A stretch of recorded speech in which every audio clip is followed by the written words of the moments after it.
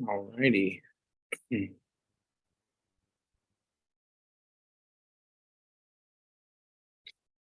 Just want to pause it, make sure that is off. Good afternoon. This is my story episode 4, and today we have a special story. This is a special story more than any of the other stories, not to, downgrade all the stories, but this one today is going to be special. Today we have Cole Thomas. I'm not sure if many of you have seen his story on Facebook, a story that went viral 2016. I'm going to share something with you real quick before we get started, just as kind of like a heads up of what the story is going to be about today. So let me share my screen real quick.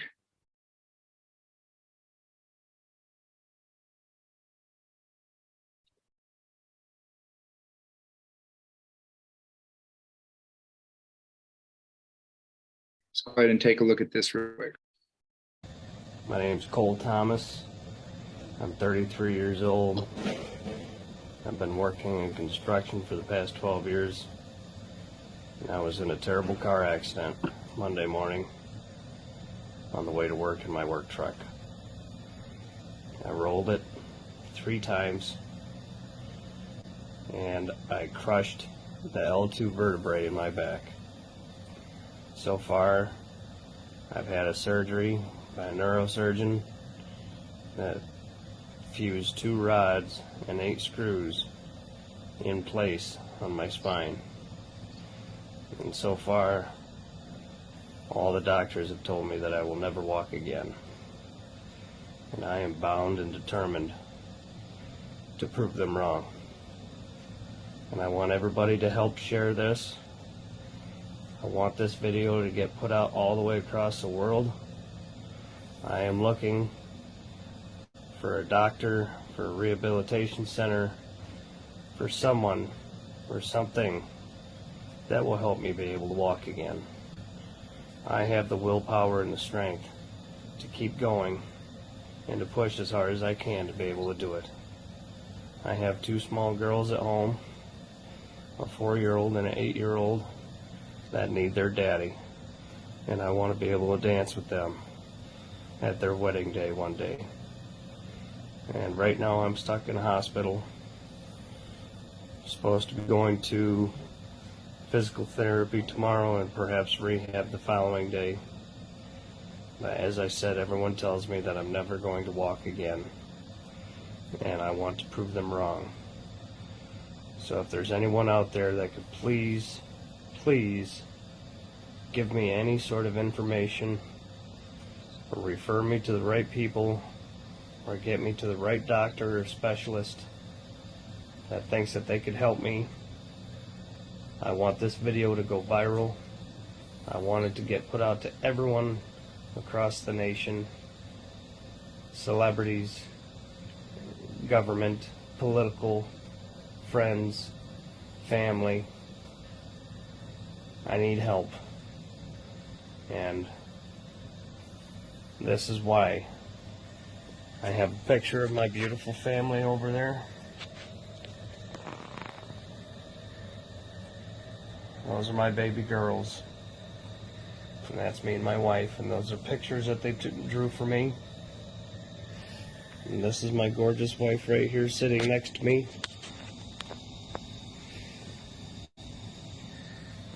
And I want to be able to dance with her again one day.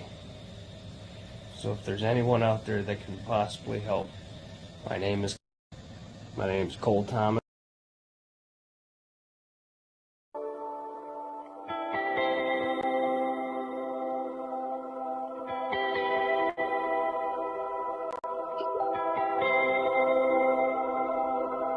Days will come when you don't have the strength, when all you hear is you're not worth anything, wondering if you ever could be loved. And if they truly saw your heart, they'd see too much. You're beautiful, You're beautiful. You were made for so much more than all of this. You're beautiful. You're beautiful. You are treasured, you are sacred, you are His. You're beautiful.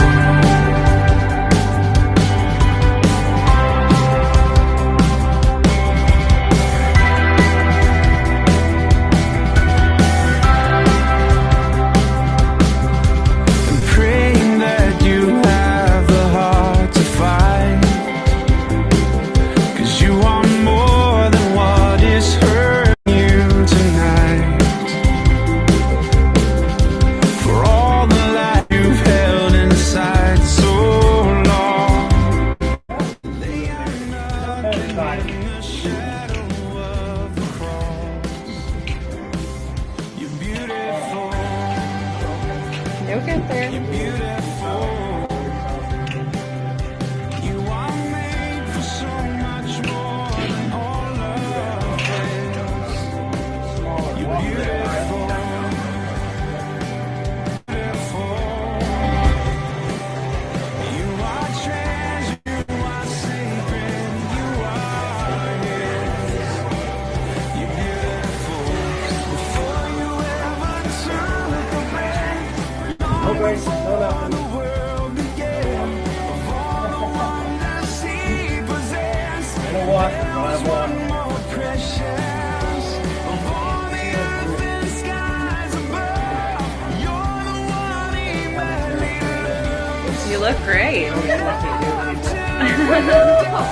Go, go, go!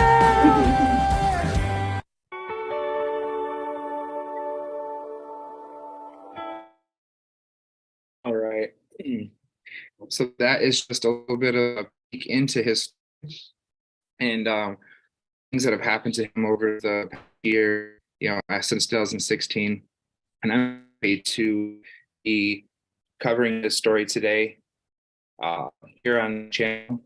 So in just a couple minutes, he's going to join, and we're going to get started with today's story. So just stay tuned.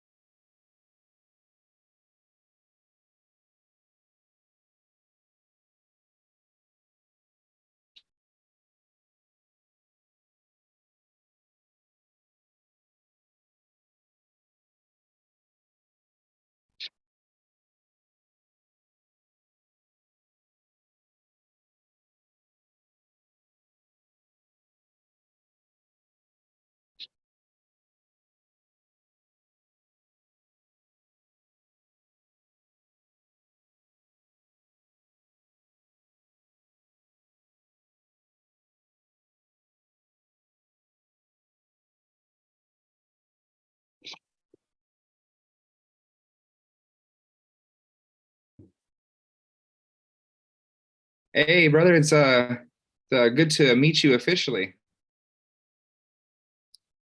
If you're still connecting to your audio. Mm-hmm.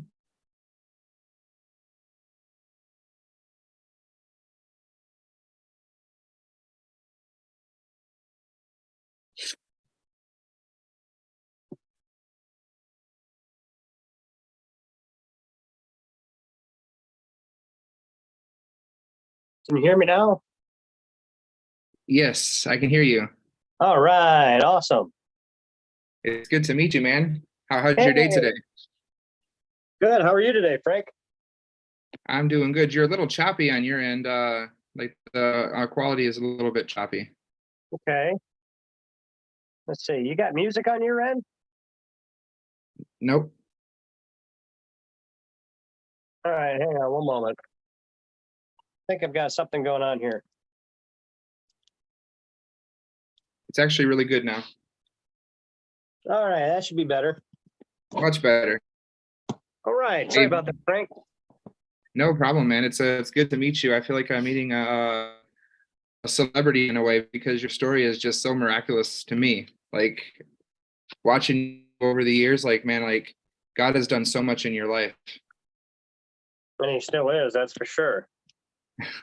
Absolutely. So we can go ahead and start. I would go ahead and just let you introduce yourself, and you can begin however you would like to. Sure. My name's Cole Thomas.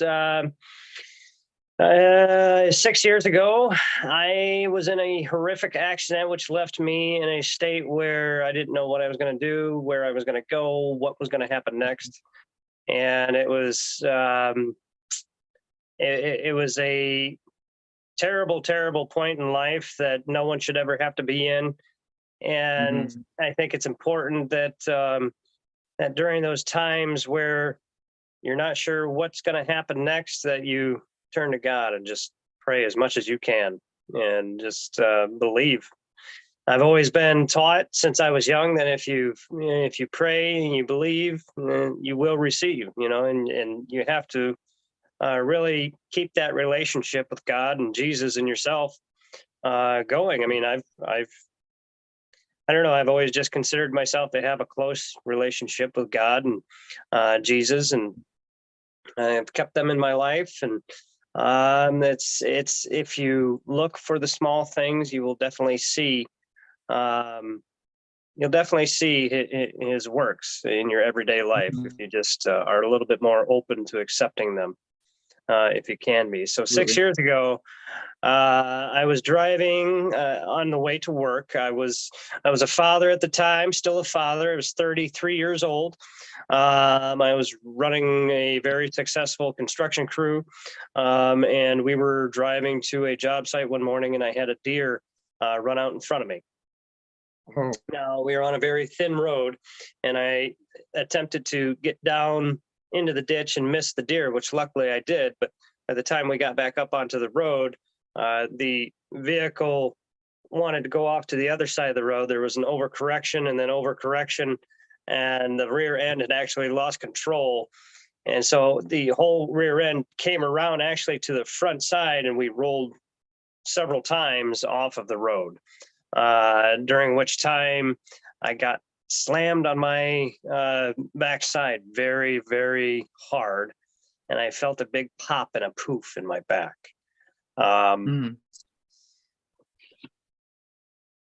It was about 6:40 in the morning on a Monday morning on September 19th, 2016. And it was still, about that time, we hadn't gone through the time change yet. So it was still kind of dark, kind of dark in the morning.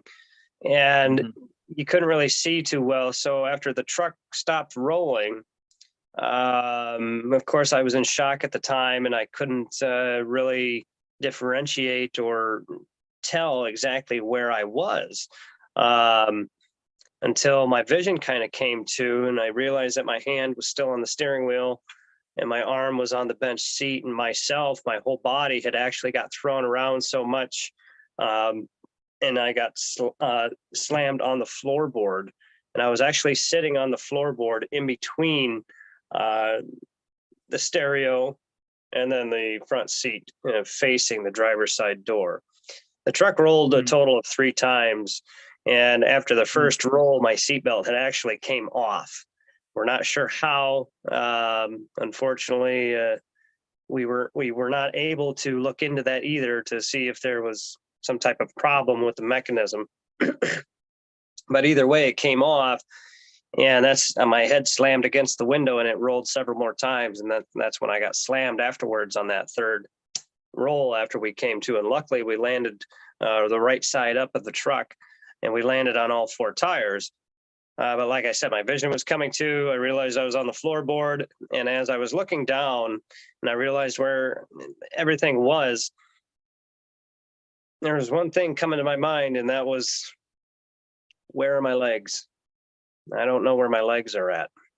You couldn't feel them? I couldn't feel them. I didn't know where they were at in space. That's called proprioception. That's how like, okay, I know that my hand is back here behind my head because of proprioception, right? Even though you're not looking at it, you know what your hand is doing and what it's, what position you're making. Am I over here making a thumbs up without looking at it or whatnot? Yes, and so once my vision came to and I looked down and I realized, oh my gosh, they're sitting here right in front of me. And I can't feel them.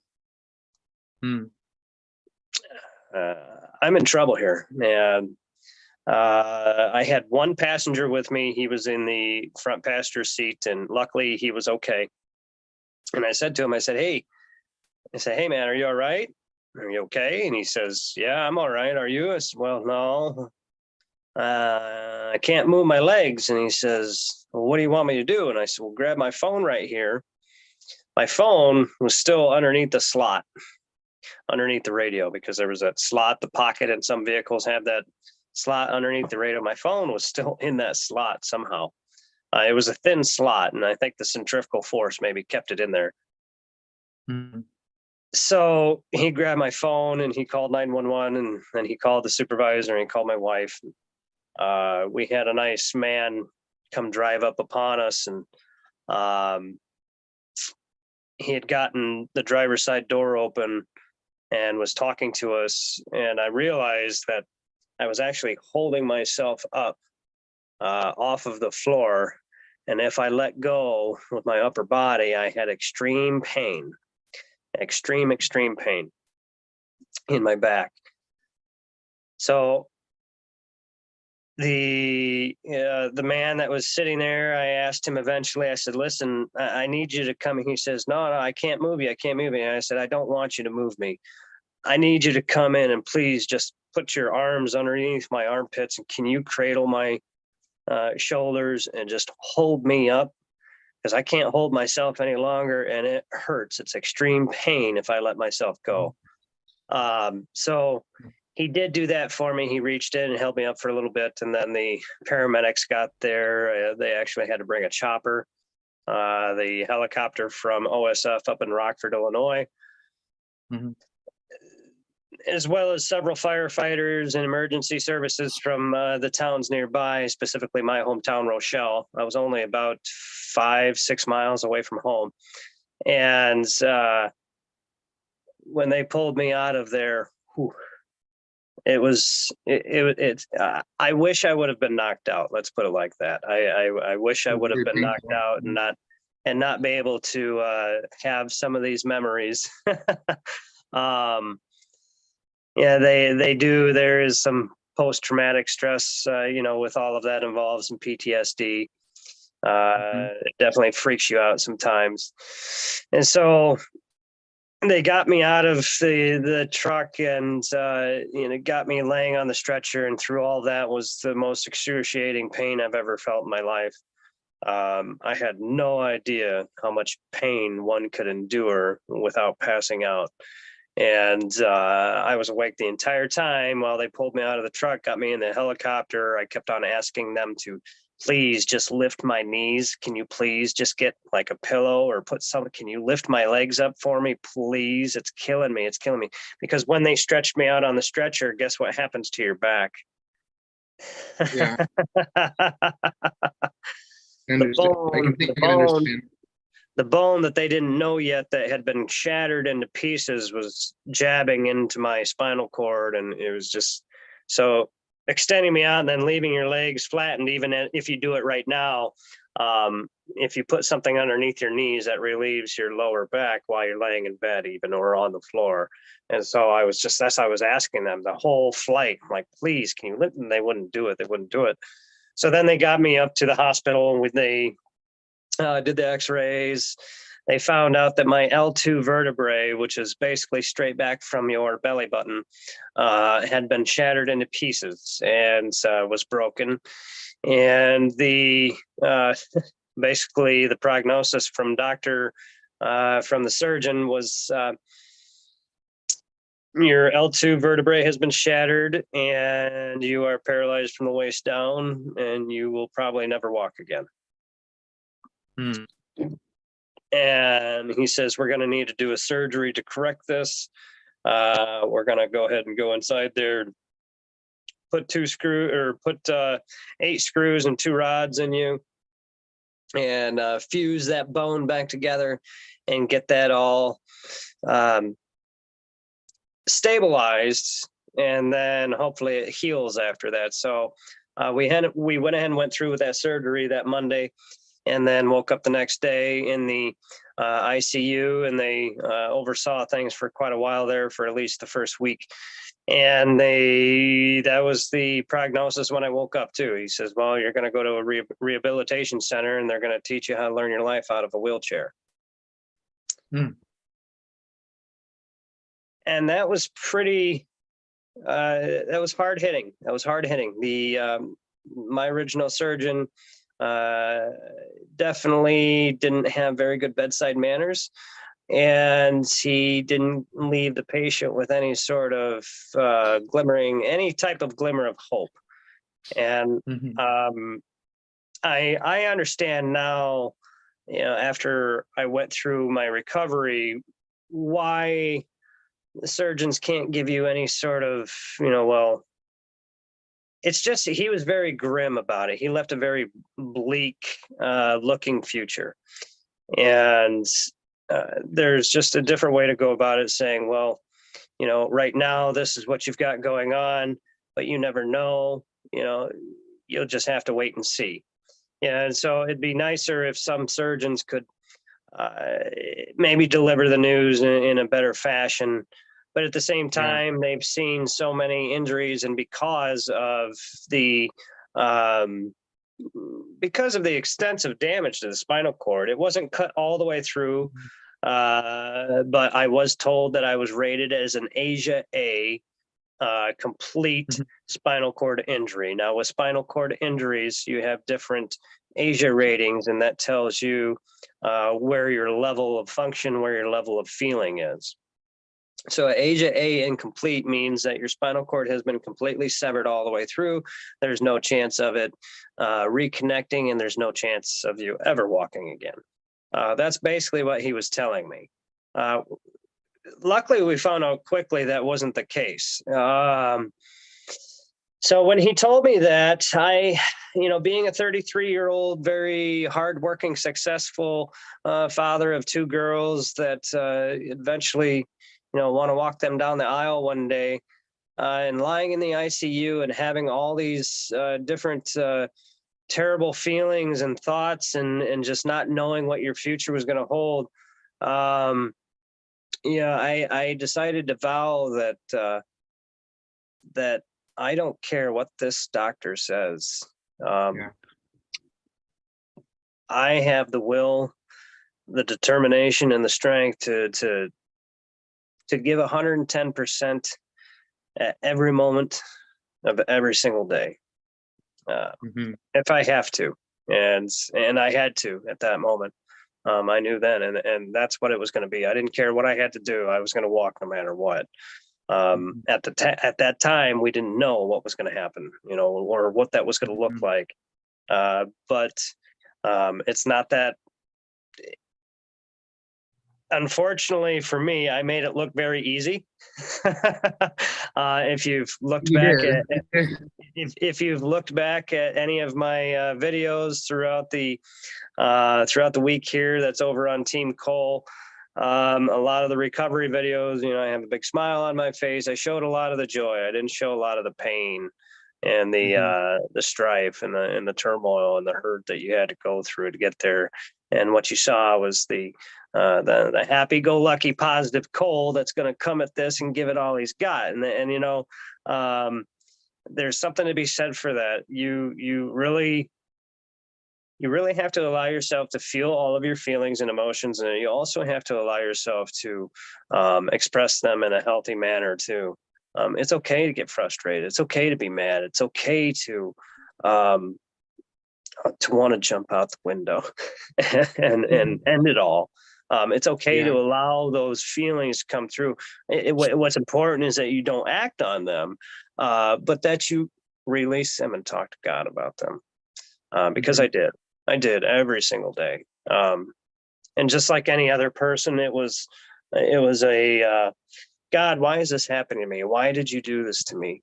You know, it's you know, and being a person that was raised in church and has always believed in God, you know, of course, those are valid questions. You know, if you love us and you care for us, well, why am I going through this? Mm-hmm. You know, why is there so much pain? And I can look back at it now and say, hey, there's probably a good reason for it all. A really good reason for it all. And here's why. So I spent the first week in the ICU. I'm laying there after the surgery within the first 2 days. And that's when I was telling you, I made that vow and I made a video. I put it on Facebook. I'd never put a video on Facebook my entire life. Didn't take pictures of myself, post them, didn't do all this selfie things. I'm rather old fashioned. You know, I didn't do all those things back then. I don't do too much, too many videos and social media and things like that. It was a little bit different for me, but I knew at that time I needed help and I needed a message to get sent out. And so I made that video and declaring that, hey, you know, I have the strength, will, and determination. I need help. If anyone can point me in the right direction, can they get me to the right hospital? And can, you know, somebody know someone that has ever dealt with this before that can, you know, get me to the right people that can, you know, set us up with stem cell researchers, you know, anything that has to do with spinal cord injuries that could possibly get this to be cured or look at this situation to help me with it. I need to know about it. So please, if you can, reach out to me. And I put my name and my phone number, my address on that video, and I cannot believe the response that I received out of it. That video to date has been viewed over 17 million times. And I never imagined that it would get that type of response, and that so many people from all over the world started calling me. And I've had care packages sent from Australia, from the United Kingdom, from Europe, from South Africa. There is a lot of good in this world. Yeah. So I know I put this video on there and decided to start using my Facebook page platform. And then my wife ended up putting together Team Cole. Team Cole got the T-shirt on right now. Okay. And she put that together, and she made these T-shirts, and she made some wristbands as a fundraiser for me. And you know, it actually, I couldn't believe, like I said, I couldn't believe the response that it got. And it really was motivation. The people just calling and talking to me and just sharing their little bit of care that they had. They're taking the time out of their day to tell me about their story, maybe what their dad or mom or grandmother or cousin or uncle, what they went through with their injury, if they've had a family member that's been injured. So it really kind of reignited my faith back in people. I've always been a very good Christian. I grew up Catholic, but I'm pretty much non-denominational now. I just know that you know, I love God, and I'm never going to ask anyone else to believe what I believe or anything. But you know, maybe once they hear, you know, things that I've been through, you know, they'd be interested in it. So I spent that first week in the ICU. I spent a total of 5 days. I put that video on there. I had this great response. On the 5th day, they put me in a TLSO back brace and sat me up for the first time. And because of the drop in blood pressure, it made me black out. I call it dying, and it really scares the crap out of me. I remember them setting me up, and then all of a sudden you're gone, and you are. For me specifically, I was skipping through flower fields with 2 of my friends. That's where I was, skipping through flower fields with 2 of my friends, and just as happy as can be. not a care in the world. Then all of a sudden your vision starts coming to, and you realize you're in a hospital ICU room, and you just got sat up, and you got this back brace on you, and you're like, oh my God, where did I go? No. Oh boy, I didn't like that. Did I just die? So it feels Um, like it, right?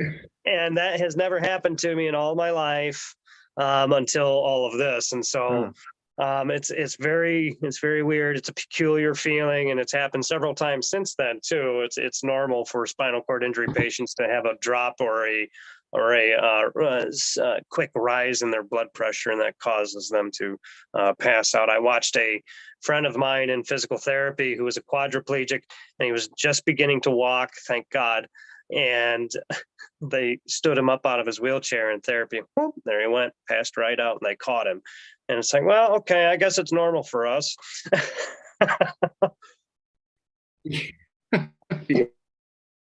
So we looked for several rehabilitation centers, and throughout that week, and with all the responses that we got, my wife's cousin looked into what was known as the Rehabilitation Institute of Chicago, which was known as RIC at the time.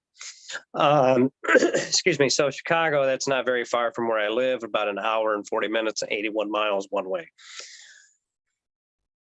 So at first they were talking about putting me at a place in Rockford. It was called Van Mater, and just in this other place, it just seemed like this small place, which seemed like the chances of anything happening there were very slim to none. I wanted to be in the best place possible to give me the best chances at the best recovery possible. And through that too, you can't do that just by going to a place alone. You have to put in the effort yourself. And that's something that I saw, was that so many people that end up in this situation like me, they just listen to that grim news from their surgeon and they believe it. I didn't believe him. I didn't believe him whatsoever. I knew that one way. I didn't care how, even if it was robot legs, and there is an exoskeleton for that I know some of my friends use. I just knew no matter what I was going to do, I was going to get back up on my feet one way or another. You got a strong mind, I can see. So we went ahead and they got me transferred to the Rehabilitation Institute of Chicago on that coming Friday. So I got injured on Monday. I got transferred there on Friday. As soon as I got there, again, they gave me a brand new evaluation. During that evaluation, they said, "You're not an Asia A complete. No. If you can." I had a very minimal, slight movement in my hip flexors, and your hip flexors, if you're sitting down, and if my finger was my knee, actually, I'll show you with my phone. Maybe if I can see here, I'll turn this around. Let me see. Mm-hmm. There we go. Okay, there goes that music again. Sorry about that. Okay, let me flip the camera around. So basically what I could do, if you can see this, was I could barely move my one leg in and out, and that's your hip flexor back in here. And so it could barely move in and out this way. But I mean, it was a very small movement. So if I'm doing it now, you can barely see me doing it. But well, that was a very good sign at that time. But still, with the original news that the surgeon had said, he didn't know what was going to happen. So they gave me a new Asia rating. They told me that I was an Asia A incomplete, which then they're like, oh no, you can't be Asia A incomplete. I'm not sure if everyone knew what they were saying, but they ended up saying, no, it's an Asia B incomplete because you have some type of feeling or function right there in that area from where your injury level is. Excuse me. And specifically where my injury level is, the L2 area, anything from below. So for instance, your thoracic area is up in this area here. So if you got injured from your chest down, you wouldn't have much function from that spot down. So people who are quadriplegics get injured up in their neck, and their hands and their arms get affected, and it even affects their breathing. There's a young man that's a good friend of mine. His name is Max, and he has a podcast called Live Life to the Max. And He actually has a trach. He can't really talk too well, but he's just, and he can't move anything from his head down. And he is still in his chair. And he's just a wonderful young man who's still just trying to push to do everything he can possibly do despite his situation. And there was a lot of that, and obviously at that rehabilitation center. When I got there, I didn't know what to expect. I didn't know what was going to happen.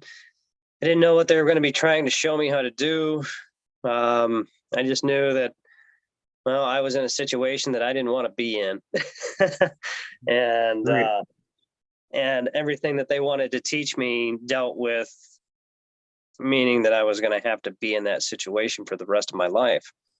And so at first I was really hard-headed. Why do I have to learn this? I'm not going to be in this thing for the rest of my life. I don't need to learn this. Why do I, all that type of attitude. And unfortunately, a lot of the patients there had a similar attitude with that, due to, I think everyone has, every injury is different, and you never know what the outcome is going to be, but all of them are the same as well, for that initial shock of, something just completely changed my life and I don't know what's going to happen tomorrow and I'm scared. And and a lot of people don't know how to turn to God in those situations. I mean, even if you have a good relationship with God, I've met many patients that had those same questions. Why did God do this to me, and why did he do that? And I actually had a patient get upset with me because I had spread the good news of what he'd done with me, but he was sitting there questioning. And I actually got asked not to come back in to that area or to talk to patients again because of that, unfortunately. And it kind of stinks. He had my original physical therapist that I had while I was inpatient up there, and he was working with her. And that's why I was walking by and I said hi to her. And then I spoke with him and asked him, about his injury. So, some people aren't ready to be as forgiving to God when in that situation. They just want to hold on to that anger and be mad. Instead of venting it out to him and asking for comfort, and asking for asking for what I asked for, which I'll get to here in a moment. So I was at the brand new rehabilitation center, working away and being kind of hard-headed with the physical therapist. And there was a lot of great ones there, and there was a lot of great caregivers as well. I'll never forget some of the ones that would come in and just give you that extra bit of a care, while there were some others. Because I think, Frank, you work in healthcare, right? I'm a medical Yeah. assistant in Michigan medicine at the University of Michigan Hospital there. Right. And I'm sure that you probably have some patients that have just told you how much they appreciate your, I know with your background, you probably are extra caring to others. And it makes a big difference. It makes a difference when you have someone who is actually there caring about the people, and you have others there that don't care so much and will neglect some of the patients. And so you do have some of those there too. So we were working hard, and I was going to physical therapy every day. My wife was able to be with me there throughout the first 12 weeks through FMLA, thank God. And was it 12 weeks? No, it wasn't 12 weeks. I think it was, I'm sorry, it was 6 weeks. 6 weeks. She was with me for at least 6 weeks. And then she was worried about leaving me alone on the very first night. But something very incredible happened before, in about 4 weeks. My physical therapist came in the room. So this was about, I went in on September 24th of 2016, and roughly right at about the end of October, so around October 28th, towards the end of October, but just before Halloween, my therapist came in my room one morning, and she said, I was about to leave the room and head to physical therapy, and she looked at me and she says, "I want you to get back into the bed. I want to do a muscle test on you." I said, okay, but do I have to? I just got out of the bed and it's so hard. And that's something that you would never understand unless you've been through it yourself, how heavy your legs are when you can't move them. And you have to move them with your hands. There's a process in which they use a slide board to be able to transfer spinal cord injury patients, if they are able. Some they use a harness and a lift and lift them, quadriplegics, and some that have some upper body function with still their arms, which I did at the time. You know, you can grab your armrests on your chair and kind of shift yourself with your arms. But because the bottom lower half of you is completely paralyzed and you don't know where it's at, it's a little scary.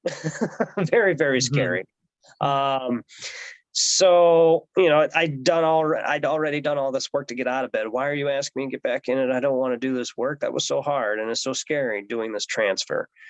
And so she got me to do the transfer back into the bed. And she tested everything from my hips down. So she tested my hips and I had a slight bit of that hip flexor, like I said in the beginning, not much. But then she tested my inner thighs and I had nothing. And she tested my knees and I had nothing. And she tested the back sides of my knees on your hamstrings, and I had nothing. And then she tested my calves, and I had nothing there. And she tested down in my ankles, and there was nothing there. And then my feet, nothing. And then the toes, still nothing. And being that it was 4 weeks since my injury, it was a month, I was very distraught. Just very, very distraught. My wife was sitting at the end of the hospital bed, and the therapist had walked over to the side at my nightstand, and I was laying in the bed. The beds had this back that would raise up, and so I was up at a 90-degree position, looking down at my feet, and I was not happy that there was any sort of improvement from the first time that I got there. And so I did the only thing that I knew I could. And I decided to sit back and close my eyes and pray. And I did all this prayer in my head. I didn't say it out loud. I had the therapist right there. My roommate was across the room on their side of the room. And then my wife was sitting there at the foot of the bed. And I decided to say in my head to God, and I said, God, please,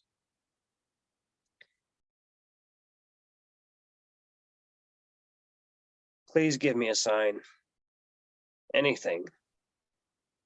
Please let something move. I will be yours. I will be your beacon. I will be your example. I will be your shining light. Just please, God. Let something move. Give me some sort of sign. I can't do this anymore. I have to see some sort of, I gotta see something that all this effort isn't gonna be for vain. And then I decided to say the following phrase, and I never knew what it meant, really. And my wife had always kind of said it before, and I didn't ever hear it much growing up in the Catholic Church, but it was, Jesus, by your stripes, I am healed. And so I decided to say that in this prayer in my head. And the first time I said it quiet. And then I said it again, and it was louder. And the third time I said it, I screamed it in my head. Jesus, by your stripes, I am healed. And this was all sitting back with my eyes shut in my hospital bed.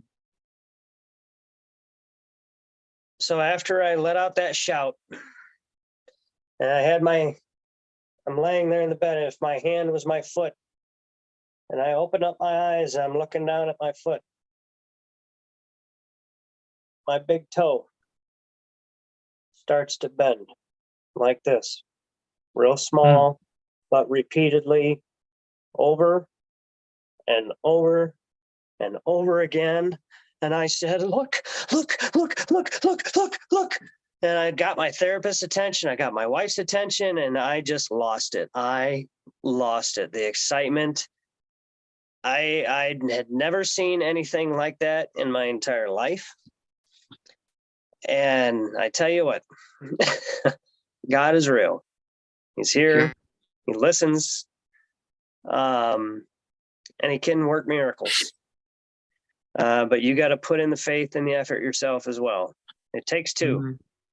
It It does. takes two. You can't do it all on your own, but you can't do it. You can't have someone else do it all themselves either. The therapists weren't going to do it for me. The surgeons weren't going to do it for me. God wasn't going to do it for me. I had to put in the work. So the very next morning, my spinal cord injury doctor comes in and he's asking me, hey, how things going? I had to look up at him. I said, hey, check this out. And I told him about it. And I said, look, because I woke up the next morning, he was still doing it, still bending that big toe, just the big toe on the left foot. And it was crazy. It was just absolutely mind blowing. To go from having nothing. How do you explain that? How do you explain it at all? I can't explain it at all other than to explain it exactly how it happened, that I laid back, I prayed, I asked, I believed, and I sure did receive. When I was a kid, I went to Sunday school, Catholic church, and there's some very nice ladies there that taught the Sunday school, and that was one of the lessons that she strongly always believed in. You know, if you pray and believe in God, if you ask and you believe, you will receive. It doesn't always work out exactly like that. For everybody, yeah. I remember praying for a lot of things in school. It didn't work out like that. Right. But in this situation, in something that is important as this, God hears you, and it's important to talk to him every single day. It's important to let him know what your thoughts and feelings are, and it also helps the individual. There's so many people out there now that suffer from, just stress, mental stress, and different things that overcomes them, and anxieties and depression that, if they allowed themselves to vent to the good Lord a little more, I think they'd find themselves a little more evenly balanced. Because ultimately, when you go to a therapist and you speak to them, unless they give you some sort of exercising tools, which are hard to implement, it's more about having that healthy release of your emotions, writing them down, speaking about them, talking about it constructively. There was many times, like I said, I wanted to jump out the window going through everything during the recovery up in the hospital. It was terrible. When I initially got to RIC up in Chicago, and initially when I was in the ICU in Rockford, no one told me that you have a spinal cord injury, you're not going to the bathroom. You should probably stick to a liquid diet or something close to it. No one reminded me that, hey, you're not defecating on a daily basis anymore. You shouldn't eat Popeyes and Red Lobster and McDonald's and whatever your dad wanted to bring you while you were in the ICU because his little boy is hurt and he wants to just make his day all better, right? And I did too. Yeah. I had Popeyes, I had Red Lobster. He brought me whatever I wanted to eat. I may have been laying there paralyzed, but I was happy. Happy with food. Putting in work. Putting in the work, but that and eventually it did become a problem. I went a total of 2 weeks without having a bowel movement. And then while we were trying to get therapy started, became a real problem trying to get things going, because I was having issues with my abdomen and stomach issues, and then having accident issues. So if any of you listening out there ever have a spinal cord injury, try to remember this advice. Try to stick to a liquid diet or soft foods only, because it'll help you. It'll help you during that time. I wish someone would have told me, and I wish someone would have reminded me. It's the first thing I tell any new patients that I go meet now. Hey, what do they have you eating? And are you going regularly? Do they have you going on a daily basis? And see, no one paid attention to that with me, and then I suffered for quite a bit of time. My family tried to visit while I was up there, and it was my first time being able to leave the hospital. And we were trying to go down. We were right down the street from Navy Pier, and that's exactly where RIC is. It's just down the street from Lake Michigan and Navy Pier. So a family would come visit me, and it was my first outing. But I was going through so much pain and so many issues with my stomach, because I wasn't going to the bathroom anymore normally, that we couldn't, spend any real good time together, because I didn't feel good. And it became a real problem with trying to work in therapy as well. And that is something with all spinal cord injury patients, that it's complete shock that you don't think about that. Oh my gosh, what do I do now to use the restroom? So there's a lot of different things that they have to do. You can do a Foley catheter, or you can do an intermittent catheter. I currently still have to intermittent catheter to this day every 3 to 4 hours.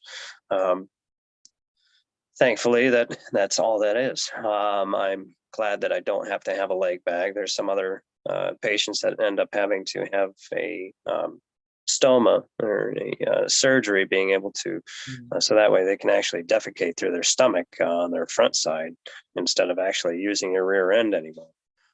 There are other ways for other spinal cord injury patients. They give them suppositories, such as something called the magic bullet, which never worked for me, unfortunately, because they were giving me everything to try to get me to go. They gave me this magnesium magnesium citrate, I think, drink. And then they gave me this other, it was a big jug with a bunch of powder in it. You would have thought it kind of looked like Gatorade, but they said to fill it up, and I had to drink that whole thing. They kept on giving me all these things orally to try to get me to go, but none of it was working because of my injury, and where my spinal cord was affected, and what nerves that affects. And unfortunately, that L2 area directly affects your sexual organs and your the way your restroom organs, and your legs as well. So eventually, after they figured out all that stuff was not working, they decided to start doing a tap water enema on me. And like I said, a spinal cord injury, I never knew the things. I knew that people were paralyzed and in wheelchairs, right? But I would really encourage people, especially anyone listening today, to maybe spend a little time getting educated on physical disabilities and spinal cord injuries for people. It would help you understand other people's hardships in life a little more, versus looking at them and trying to guess, hey, what's wrong with them, or perhaps there's people around you that are gonna, make fun of that person, and it's not okay. They're people, and they've gone through. They were either born with, or they've gone through a terrible tragedy in their life, which has left them in a way that they have to function. And if that means that they can't feed themselves and they need a friend to feed them their salad at lunchtime, which the one quadriplegic I told you that passed out, I did that while I was there with him. Me and him are still friends to this day. His name is Julian Sosa. Every morning, Julian like I said, he started walking, and he was doing it before I did. He'd come you come past my room in the morning with Walker and his physical therapist at his physical therapy session before I would start. And I'd just be getting up out of bed or whatever my schedule was. He had a different one. And I'd see him going by and he'd say, "Hey, good morning, Cole. It's Julian." He says, "Yeah. Hey, man, I want your legs." Because he'd be out in the hallway and he'd yell back in. He says, "And I want your arms."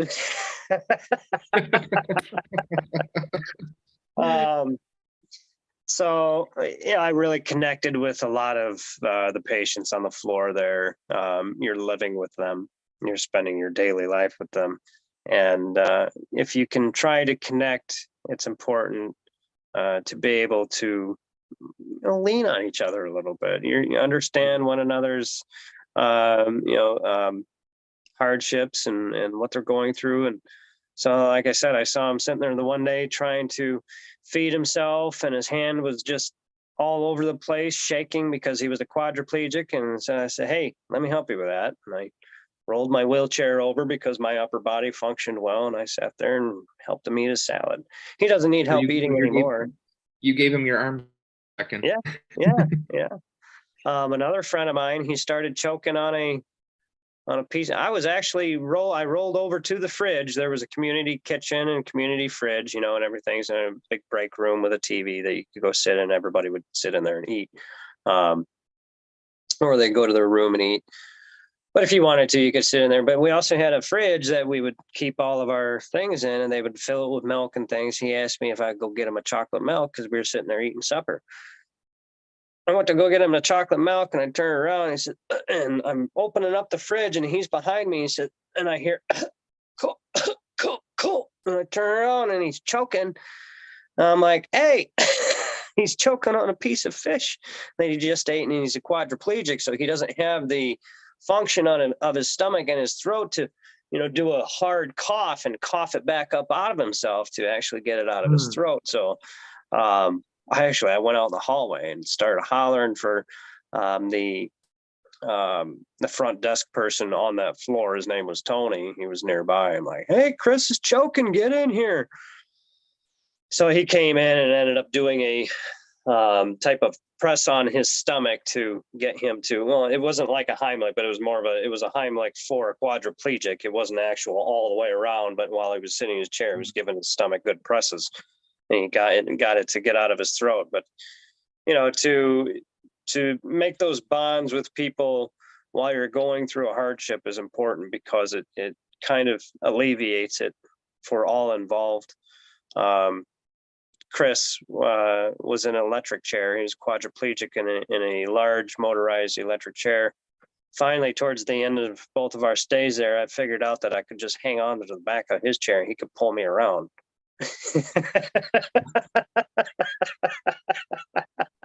That's hilarious. So while you're going through the most terrible stuff of your life, you have to find a way to have fun. For instance, okay.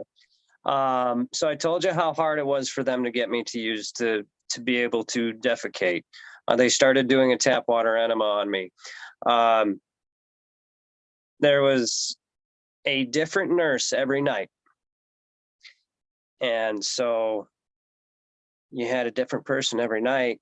And I never knew with a spinal cord injury patient, when they can't go to the bathroom, that the nurse has to come in and do something called digital stimulation of your rectum to clear your rectum before performing a bowel program to insert a catheter into your rectum that is connected onto a bag of water, and it pumps basically 800 milliliters or a whole liter of water into your rectum, which causes peristalsis of your intestines, which is the mechanism in which they push the feces out of you and through your digestive system.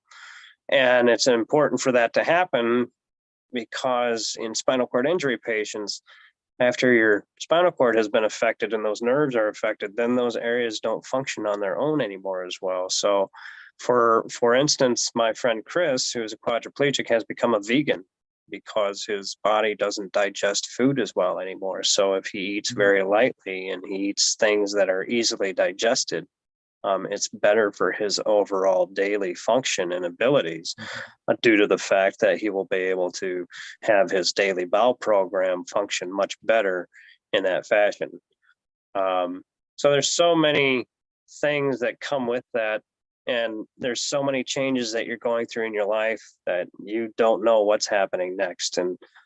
And so I met those guys, and I had that happen with the prayer, and God showed me that sign. And after that, I decided to change that attitude from, why do I have to do this? Why do I have to learn this? To, I want to learn this, and I'm going to be the best I can be at it. I want to be the best I can be at all of this, because no matter what, I may need this. I don't know. I may need it for the rest of my life. And now that I do have it, God forbid whether I ever get completely stuck back in that situation again. And I still use my chair at times. My legs do get fatigued, but now I have all these skills to be able to do those things. They teach you how to pop a curb with your wheelchair in case there's no sidewalk access from the road, in which a lot of small towns like Amboy, Illinois, and places that I grew up in, they don't have a lot of that because they're not used to the need to be accessible in areas. And it's has completely opened up my eyes to a whole new side of the world that no one really thinks twice about, unless they have somebody living through it themselves within their family, or they, God forbid, have had to live through it themselves as well. You would never think about your doors needing to be wide enough in your home to be able to get your wheelchair into your bathroom. That was one of the problems here at my own home, is that I couldn't get my wheelchair into my bathroom when I came home. Luckily, I didn't need it fully, completely in the house, and that's why I've been able to transition out of that. So I decided to change gears and learn all those things, and just be the best I could be, and be as happy and as peppy as I could be on a daily basis. You gotta fight the pain and the terrible feelings and the depression and the anxiety. You gotta fight all that with happiness and joy. If you don't laugh and find those smiles, you're gonna be pretty grumpy all the time. So what I did, and let's see, I have an OtterBox on my phone, and if you look back at some of those videos on my Team Cole page, you will always see that I have my phone clipped to I had this big chest brace. Yeah. I actually still have it. I always have my phone clipped to my chest, and every morning I would wake up and I would turn on the music, and I would just get music going that really invigorated me and really pepped me and got me going. And I would just play that music all day long, and just, keep yourself in a good, happy, positive mood, and keep it going. So about a month later, after my toe started bending, was Thanksgiving. I was discharged from inpatient.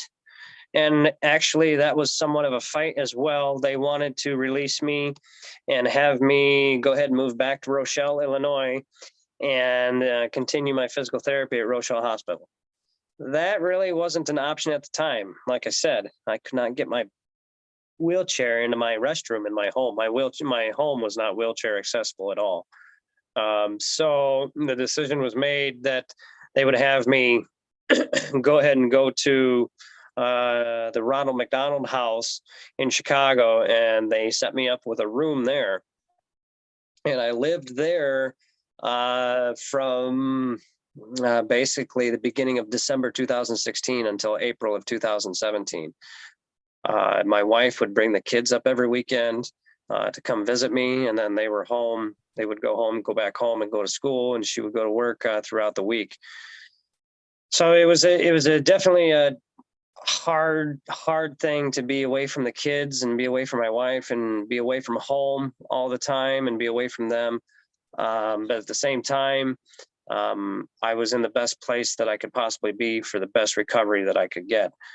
And so they released me to outpatient therapy, and I went to outpatient physical therapy at RIC, but just at a different building.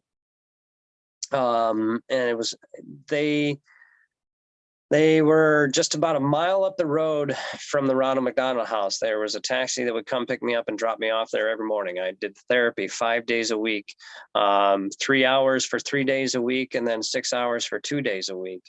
And so I also decided that if I was going to be living away from my wife and kids, that I wanted to make sure every moment counted, that I wanted to be utilizing every single minute to make myself stronger and make sure that I could recover the best that I could. There was an adaptive fitness center that was just down the road as well from Ronald McDonald House. And that was actually sponsored and set up by RIC, and it had different RIC employees in it. They actually took me to it as a small small occupational therapy field trip while I was inpatient. Excuse me. They had this area within that adaptive gym that they had these hand cycles set up down on the floor where you could actually pump the gear with your hands. It wasn't like a pedal going like this, like normal bicycle pedals, but it was a connected one where you would pull both. And it was actually an area set up for spinal cord injury patients or people who have had strokes or any type of disability to go ahead and come in and do some cycling. They were all hooked up to CompuTrainers. The rotating tire were hooked up to a CompuTrainer, which was hooked into a computer and hooked up to a program which changes the tension on the tire and makes it more difficult or makes it easier for you to pedal with your hands and your arms. So essentially it allows quadriplegics and paraplegics to ride a bicycle again, only a different version of it. And also it gives them a lot of good exercise on their upper body to be able to keep running their wheelchair, because your shoulders take a lot of wear and tear being in a wheelchair. Also, they had what is known as a cat trike, which is a lay down bicycle, which you do operate with your legs. When they took me there on my field trip, or on my occupational therapy trip over there, I saw a young man who was riding this cat trike. Mm-hmm. And I was just kind of amazed by all these different people who are wearing wheelchairs could transfer with help, with or without help, from their wheelchair onto these bikes down onto the floor. And so I watched this young man. He just kind of caught my eye. I saw him get up off of the cat trike, and he had the forearm crutches. Okay, so it had the cuff that goes around your forearm, then it has the handle, and then it keeps going down. So he had both of those, and he came walking over by me, and I looked at him. I said, "Hey, what's your injury level?" And he says, T12. Hmm. So, and that is very close to mine. I'm an L1, I'm an L2. And so that's 2 levels away from mine. And it just intrigued me seeing him get up and walk over to me. So I asked him his story and about what had happened to him. And he was he was over in Guam. He was in the services, and he was in Guam, and he was in a motorcycle accident that when he injured his T12, and he was paralyzed, completely paralyzed from his, basically from his stomach down from his T12. And then he had regained, I looked at him, I said, "And you can walk?" And he says, "Well, I started getting some function here and there, and now I'm in these." And now he functions with AFO braces on his ankles and legs. But at the time I was really just like, wow, he really inspired me. Like, I'm like, okay, if this guy can do it, I can do it too. I want to do this. Mm-hmm. So once I was outpatient, I could join that gym and start doing that program. And so I did that outside my time of doing the outpatient therapy 5 days a week. So also while doing that, I met the coach there that worked with the cycling, and her name was Coach Stacy Say. And she was a very, very kind woman. She was a very kind woman, very awesome person. She ran partially what is known as Dare to Try. And Dare to Try is a nonprofit organization that puts on adaptive sports for people with disabilities to be able to still compete, and to show themselves that they can still do things that other people do, just in a different way. Mhm. She also ran this swimming class, adaptive swimming class, and she invited me to that one night after cycling. So cycling would run from 3 p.m. till 6 p.m. And then she went and did adaptive swimming from 7 p.m. till 8 p.m. So my normal week would go Monday, Wednesday, Friday. I would do 3 hours a day physical therapy. On Tuesday and Thursday, I do 6 hours of physical therapy. But Monday, Wednesday, Friday, on Mondays, I would go do the adaptive climbing with them after physical therapy. And then on Tuesdays and Thursdays, I would go over to that adaptive gym and do the cycling from 3 until 6. After I've done the physical therapy for the 6 hours from 8 till about 2. And then after the cycling, she invited me to go do the swimming. So I'd go do the swimming as well that night. So every single moment I spent up there was working my body, trying to keep it progressing as most as it could, and just stay busy, stay moving. Because if you become stagnant, you won't get anywhere. That's for sure. Right. And it really helped everything along. And it was interesting after I saw that first sign, because then I saw a few more throughout that too. There was my wife told me about this prayer shortly after that happened. After the toe began to move in October, she told me this prayer the one night, and said that, and also this Bible verse, and it was talking about how, I can't remember exactly which one it was, but it was talking about how during some of your most exciting and happiest times, that's when the devil will try to strike and get you the most. So I was very excited and happy, obviously, that my toe began to move and that things were progressing and moving along.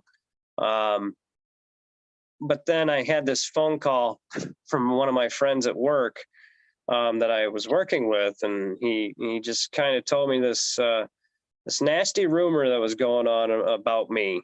And I'm like, you're kidding, right? I'm here like fighting to try to walk again. And here these people are saying these terrible things. I'm like, this is absolutely ridiculous. And that's when my wife told me about that verse in that prayer, and how she had just got done reading it that day while all this was happening. And so that was another huge God reaching out. Here it is for you. I mean, it's so surreal to me, Frank, that after having that big one and actually having an answer to your request from God and your prayer to God, and actually seeing a real true sign, that then you're actually able to see other ones too. Maybe not quite as large and as significant, but you can really start to see the other little things of how God works. So I started doing the outpatient therapy on January 6th of 2017. So I started doing the outpatient therapy that 5 days a week in the beginning of December. So we had the new year on January 6th of 2017. Actually, I skipped some things. I'm sorry. In about December, right before Christmas, they started me on pool therapy. And they were during outpatient therapy on 1 day a week, they would take us over to the YMCA, and they would get you into the pool. And it was interesting to see them work a lot with a lot of the other patients too. They would give us flotation devices and keep you floating in the water, but at the same time, for those of us that were having some function return, the water takes the buoyancy of the water removes the weight of your body. And so the deeper you are in the water, at that time, and with some of the function that was returning to my legs at the time, the deeper I got in the water, I found that I could actually stand up on my own legs at the time. And so that was very intriguing. So they had me kind of walking in the water, kind of in the deep end. And so that kind of helped the stability within my legs and my back. And I was getting to it, but on January 6th, during my physical therapy appointment that day for the 3 or 6 hours, the physical therapist decided to go ahead and go get me a walker and say, okay, since you've been able to stand in the pool, let's see if you can stand in here. And so I went ahead and got the walker, and I pressed myself up on it. My legs were holding weight at that time then. And then on that day, I took my first walk with a walker with no braces on my legs. And that was roughly 4 months after I was injured. And it was just so exciting, so surreal. Like I said, in a lot of these videos, I have such a big smile on my face. How could one not be so happy when you're having such a good recovery come along? When in the beginning, everyone told you that this is not going to happen. You are going to be stuck like this for the rest of your life. And so, every single video, of course, I've got this big grin on my face. And just, I made it every single goal of mine. When I was still inpatient, they were getting me in KAFO braces, and they would lock your legs out. And they would lock your knees out so you could actually stand on them with a walker. But you had to learn how to shift your weight and actually, trust your leg to hold your body up in this brace. And so while we were doing that, they would have you go so far each day. And so then they would measure how far you went. So the first time I did it, we took the measurement. And I said, okay, tomorrow I want to double that. And so every time we worked on those little things, I wanted to do better than we did the time before. And that's normal. And it really, that set the tone for breaking every single goal that we had, or for reaching every single goal that we had. And that's something that can be said for in life too. You got to set a goal in order to move forward. And if you don't meet that goal, you got to keep working towards it and do everything you can to get it.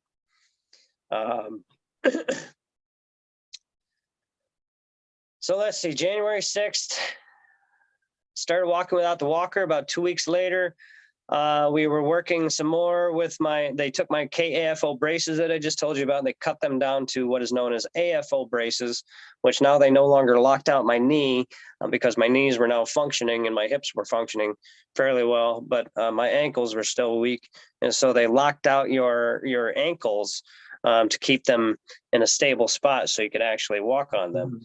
So we used those, they cut those down, and roughly about 2 weeks later, on January 23rd of 2017, I took off on my first walk. My physical therapist actually went to go get the walker out of the closet, and I kind of got a wild hair in me and said, I'm going to take off without the walker. And I walked for my first time without a walker.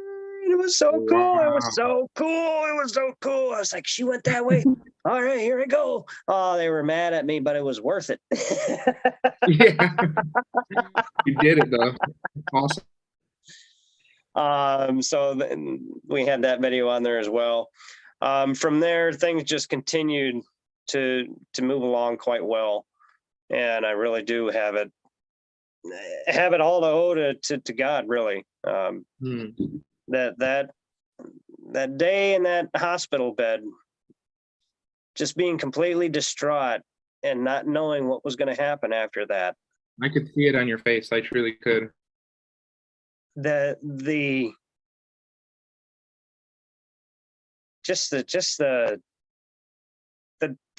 terrible disappointment, and but then it's been a roller coaster of emotions, Frank. It really has.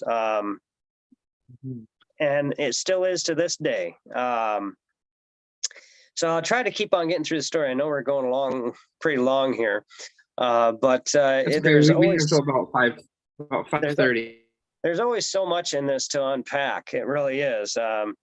You know, and there's so much to it. Every single therapist, every single person, every single patient, every single doctor I came across, all of them had an influence on this, on my recovery, whether it had been a good one or a Mm. bad one at the time. And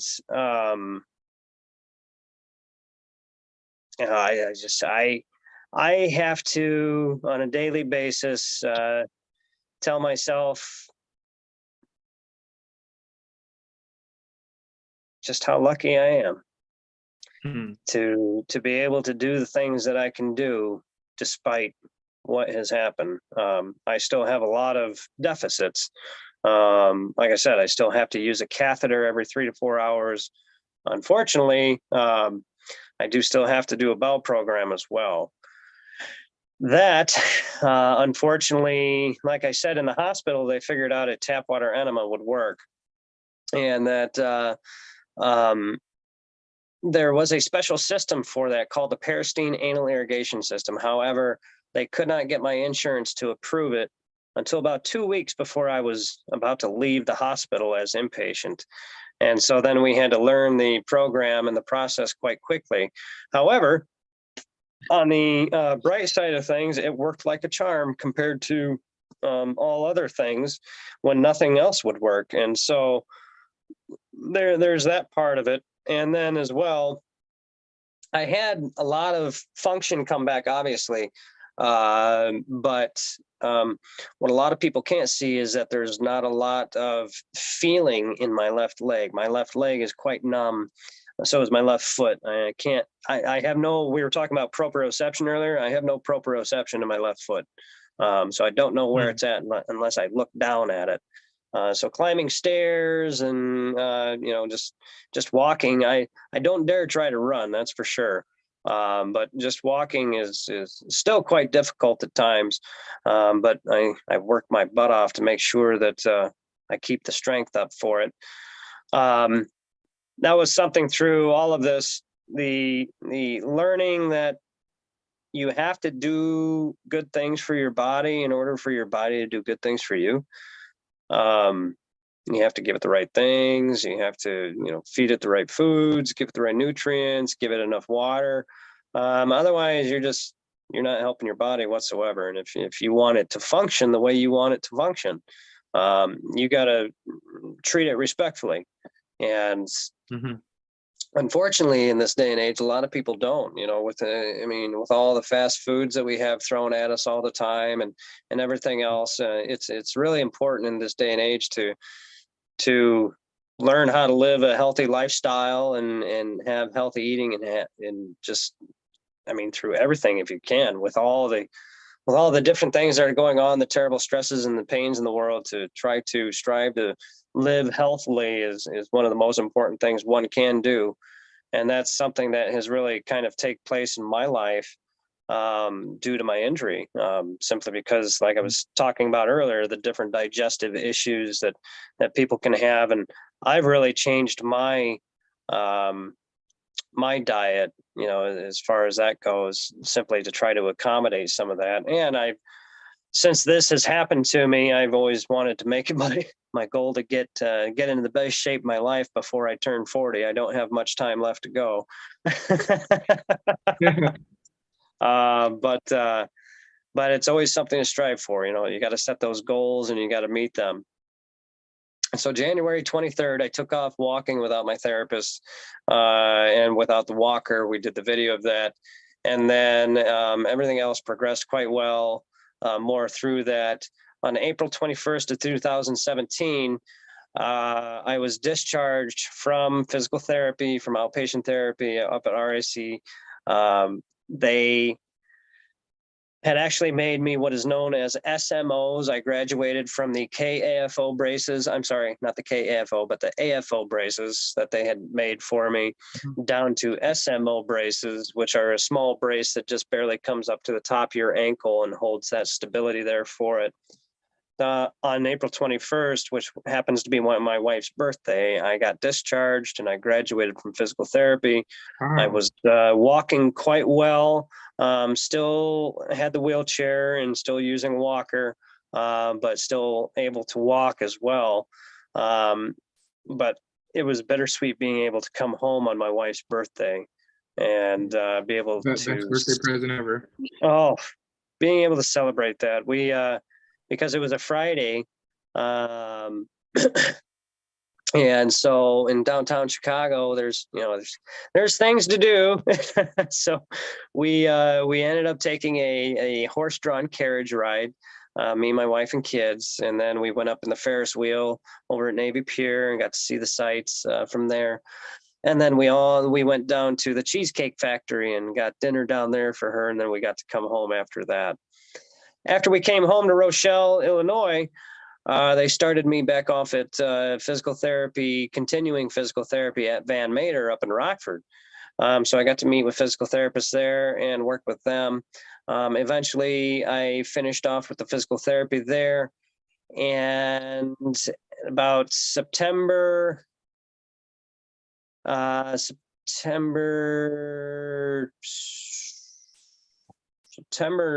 20th. It was right around the 1 year time, right around the anniversary of my accident, that I ended up waking up in the middle of the night, and I was having a urine accident at about 3:30 in the morning. And like any other person that is having a urinary accident and has the ability to get up and move swiftly to get to the restroom, that's what I did. Unfortunately, I tripped and fell while trying to get to the restroom. I flew into the floor. I actually woke up my wife that I hit so hard, and I was holding the left side of my back. I got up off the floor, and she asked me, she says, "Are you okay? Are you okay?" I said, "Yeah, I think I'm okay. I think I'm okay." And I continued on into the restroom to go get cleaned up, holding on to the left side of my back. So I get in there and come back out, go to bed, go back to bed, don't think anything of it. Wake up the next morning, I'm a little bit more sore and in more pain than usual. With the spinal cord injury, a lot of patients get neuropathy and nerve pain and spasms, and I unfortunately have a lot of that shoots down my left leg and down into my left foot and into these outside 3 toes, and it makes them start to curl involuntarily while I'm laying in bed at night trying to watch TV. And it's hard to describe. It's like a burning sometimes it's a lightning bolt that shoots. It starts from the lower back and goes all the way down to my toes. At other times, it feels like if my arm was my calf, that it's like a constant, repeated stabbing over and over and over and over and over again into your left calf, as if someone's stabbing you with a knife. I've never been stabbed with a knife in my left calf before, but I imagine that's what it would feel like if if someone were to stab you. So it's hard to deal with that sometimes, and with those spasms that go off, it's very, very debilitating at times. That started while I was in the wheelchair, and it's always been down that left side, and it's never been down the right, which is interesting to me. And I've always tried to get the surgeons and doctors to help determine, what is the cause of this? Can we fix it? But unfortunately, they have determined that it's just nerve damage, and that all we can do is treat it with stretching and massage and dry needling and cupping and acupuncture, which are all different, more conventional ways of treatment versus any type of painkillers and opioids and things like that, which most insurances don't want to take care of, unfortunately. So with this left side always being like this, it was a real problem. when I went to my 1 year follow-up with my surgeon shortly after my trip and fall, it was exactly 1 week later after the trip and fall. My surgeon takes an x-ray, and I come and sit down, and he looks at me and he says, "Hey, what'd you do to yourself?" I said, "What are you talking about?" And he turns the screen to me and he shows me the x-ray. And you can see that in the x-ray that I had snapped one of the titanium rods in my back, right in the middle of it. Oh, And his words to me were, "What were you doing? Trying to lift too much in the gym or something?" Like I told you earlier, this doctor's bedside manner was not very nice. It wasn't very kind.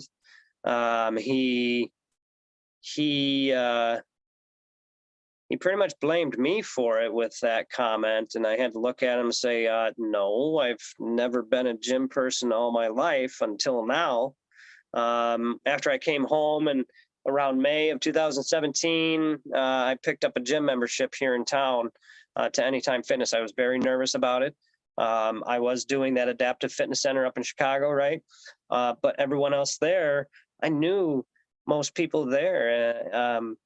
And a lot of them, all of them were patients trying to overcome some sort of injury or disability or something that happened to them. Whereas I had this preconceived notion of guys in the gym are just, "Oh, I'm here to be big bad," and all those, that type of thing, which you do have some of those guys in there, unfortunately. But I've come to find out that that it's not like that at all. Just go in there and do your thing. It's all in people's heads, just being scared to go in there and have other people see them doing their own exercise, doing their own workout. But it's kind of like I try to tell my daughters now, you're going in there to work on you. If you are thinking about going in there to work on you, you're not going to worry about everybody else. Think about yourself and what you are going to be doing for yourself and focus on that. Don't worry about these two guys over here laughing at you because you're only squatting 25 pounds. And that's happened to me before. And I've approached those guys with my phone and say, "Hey, you wouldn't be able to do much either if you had this in your back." And they were like, "Whoa," and then I talked to them a little bit about it.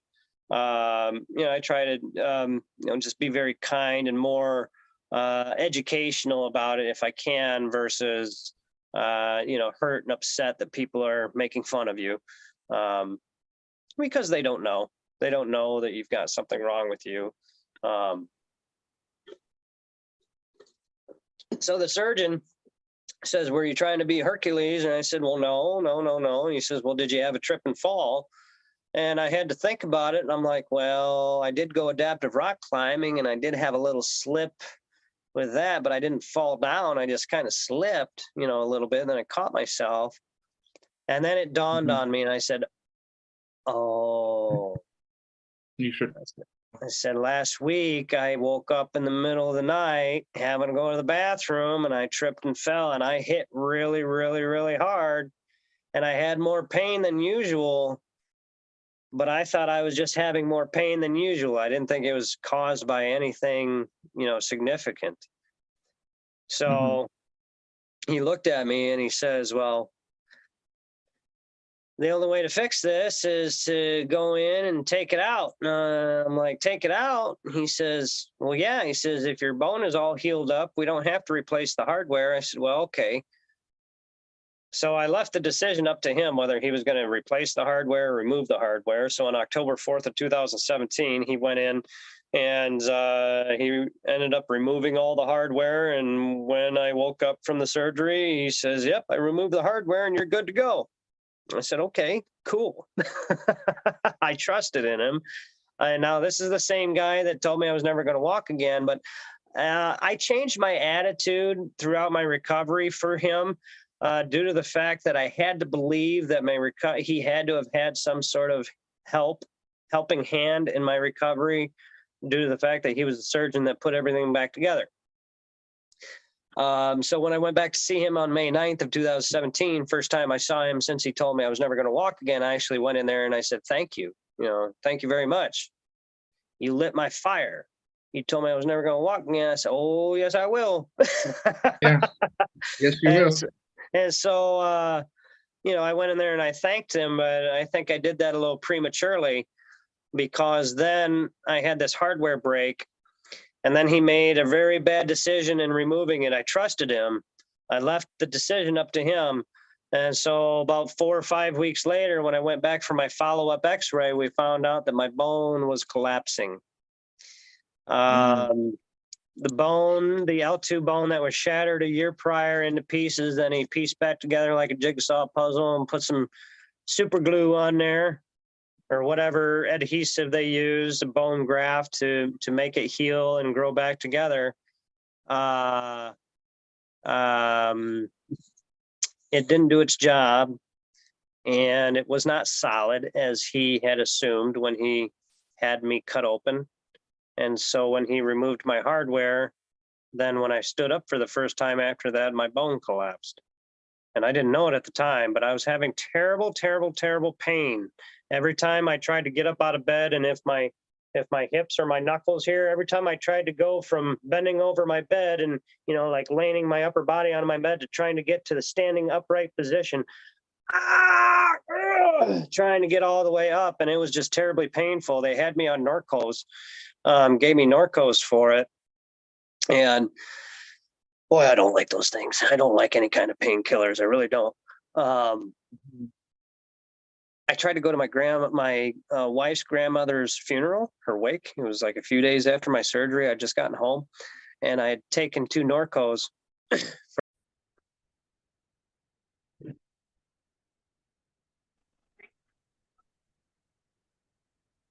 Hey, sorry. I think you got it now. Yep, you're good. You can continue. Let's see. I can't hear you though. Let's see. Can you hear me? Yeah. 2, 3, 4. Can you hear me? Yes, I can hear you. Yep. Yeah. Yep. All right. How can I hear you?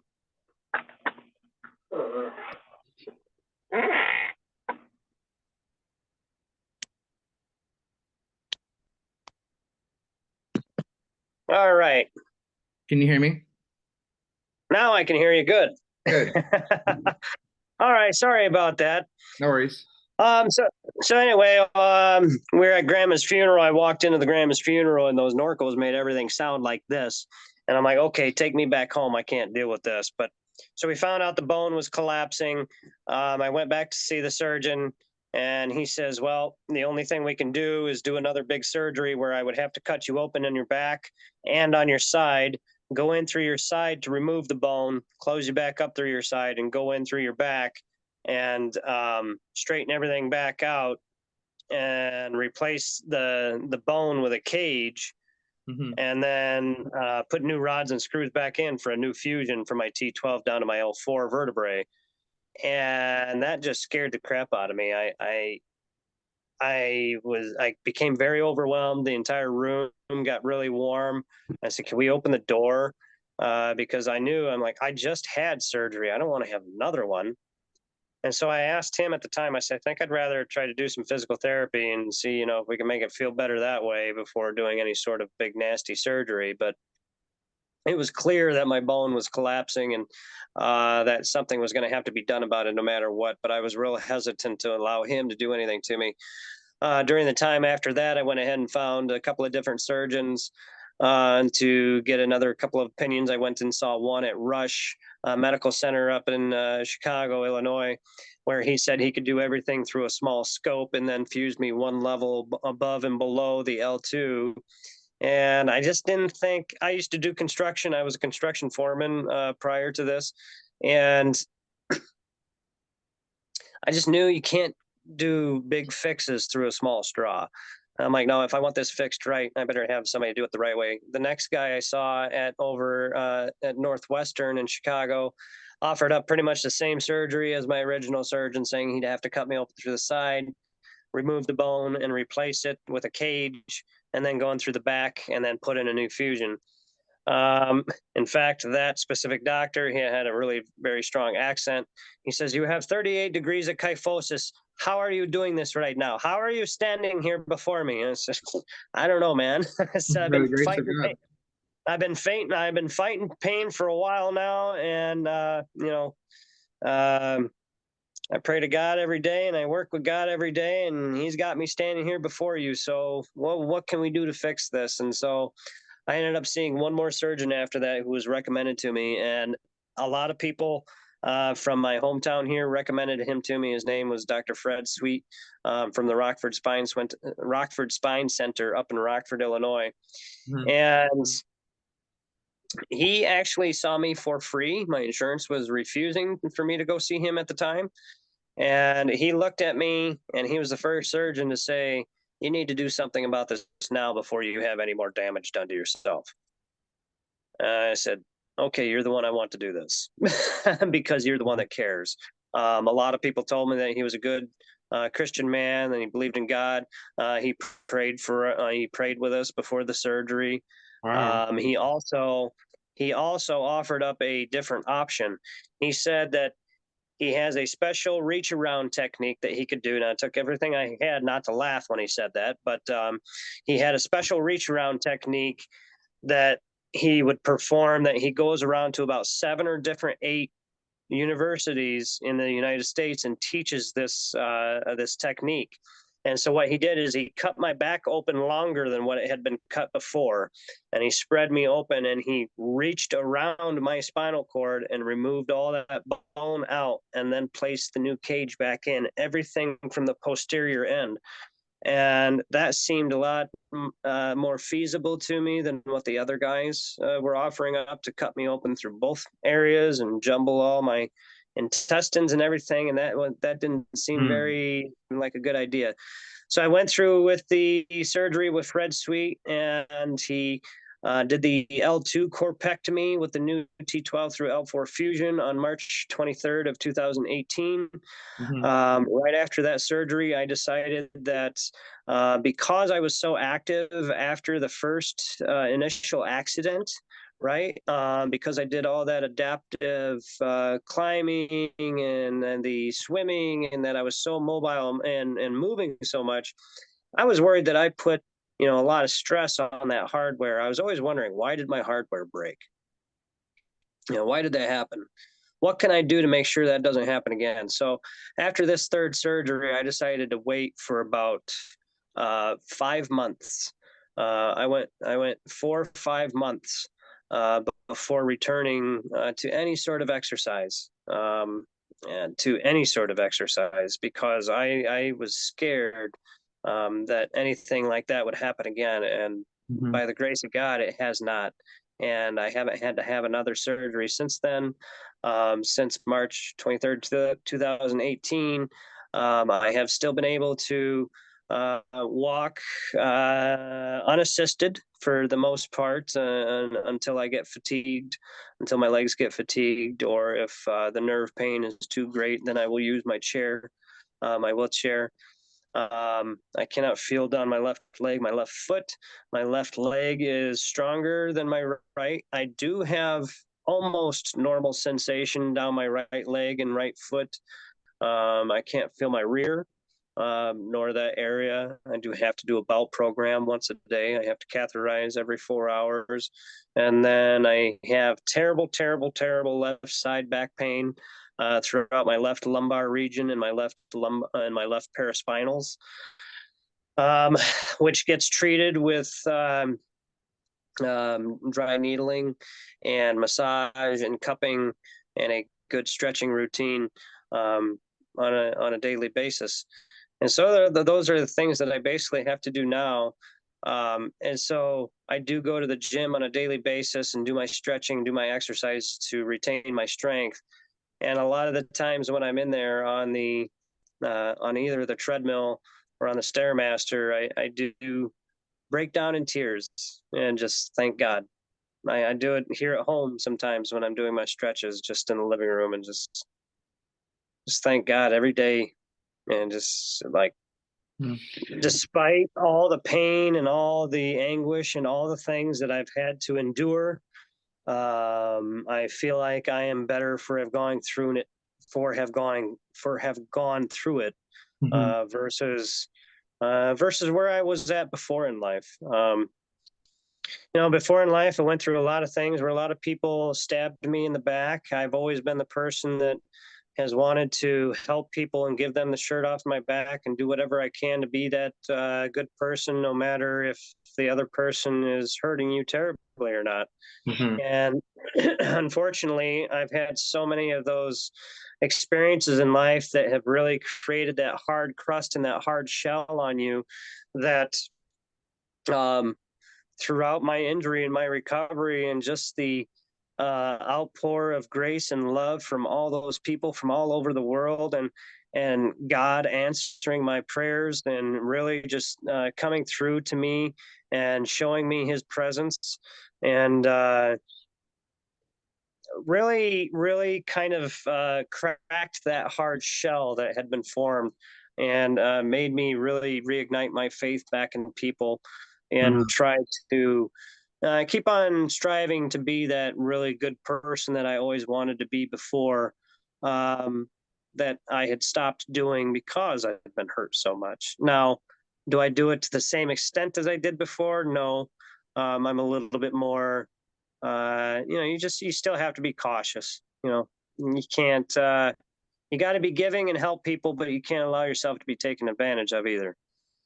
Um, and that's something that God will always take care of too, as long as you continue to have that faith and that relationship and that belief with Him. Yeah. I feel on a daily basis. Um, after that, I went through a terrible, terrible hard time of, okay, what are we doing as far as for work and getting back to work? I worked with a vocational counselor for the past 2.5 years, up until about June of uh, this past year of 2022. So from December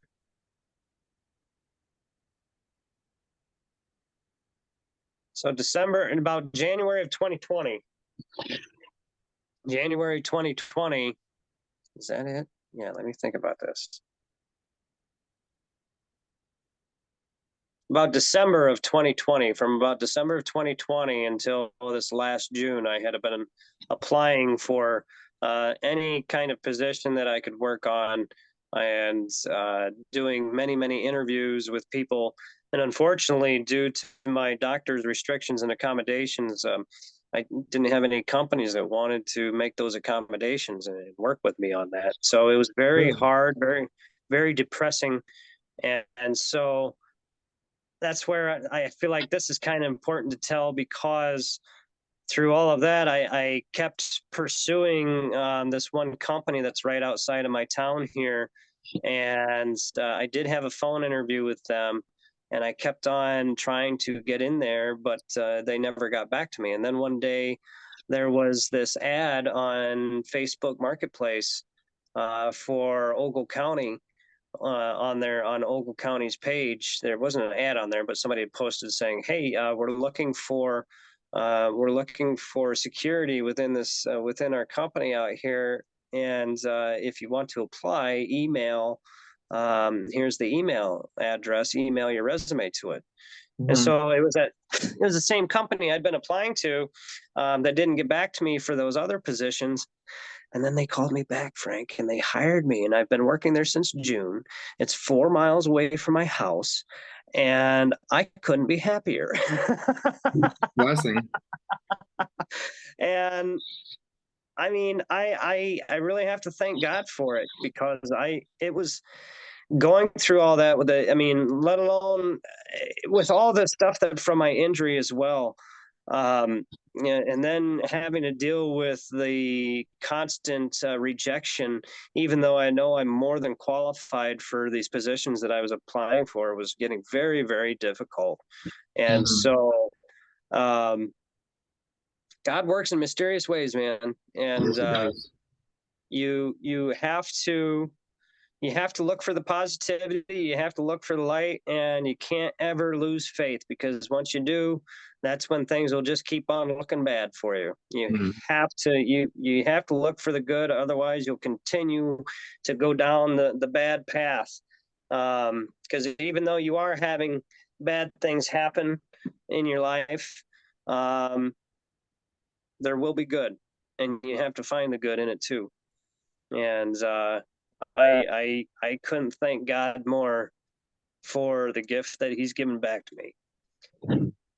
I never thought that I was going to be able to walk again, And here you and are.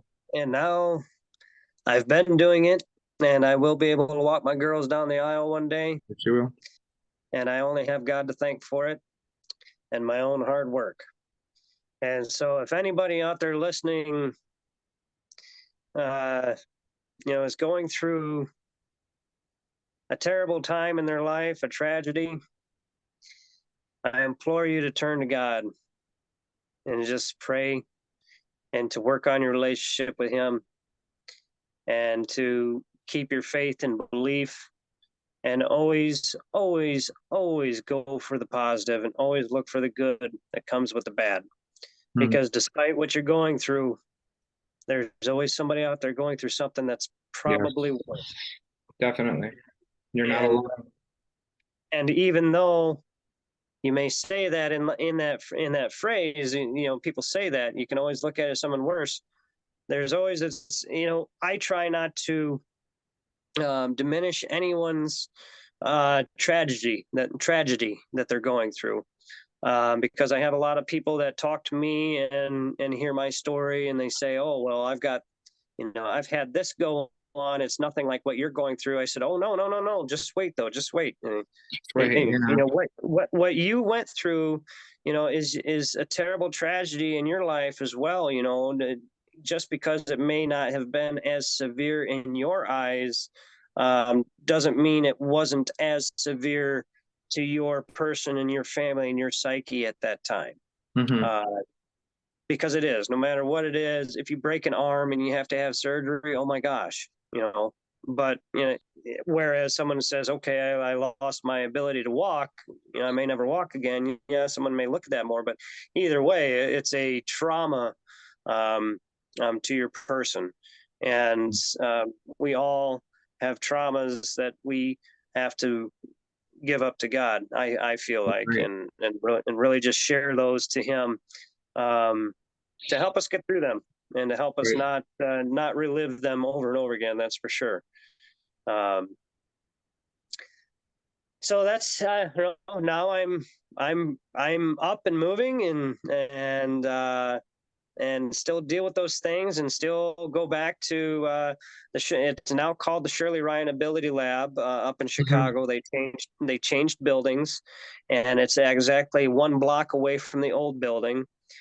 Still the same staff, pretty much. They do change some of them, but um, it's a continual thing that you have to live with, and that I continually ask God for help for every day, Mhm. because it's a difficult life to live, regardless of how great the recovery looks to people on the outside. They'll never know how much pain goes on the inside. Um, and so that's something that I also turn to God to, with all that, because it's chronic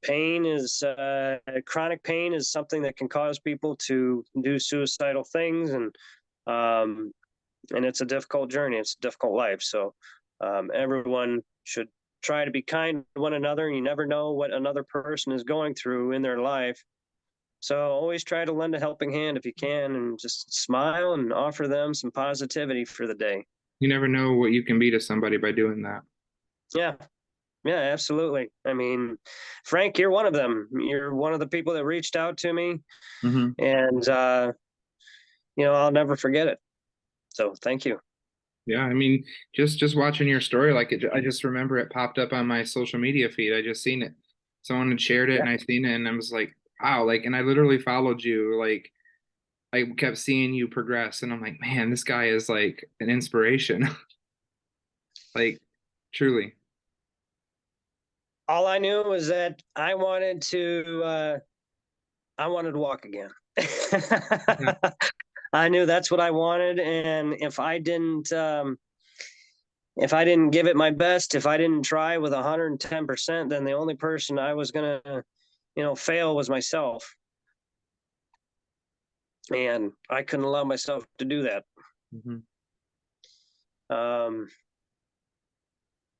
and I wish that there was a way that I could bottle some of that determination up and just give it to other people that are in this situation, because sometimes that's what it takes, is getting over that poor me hurdle. Mhm.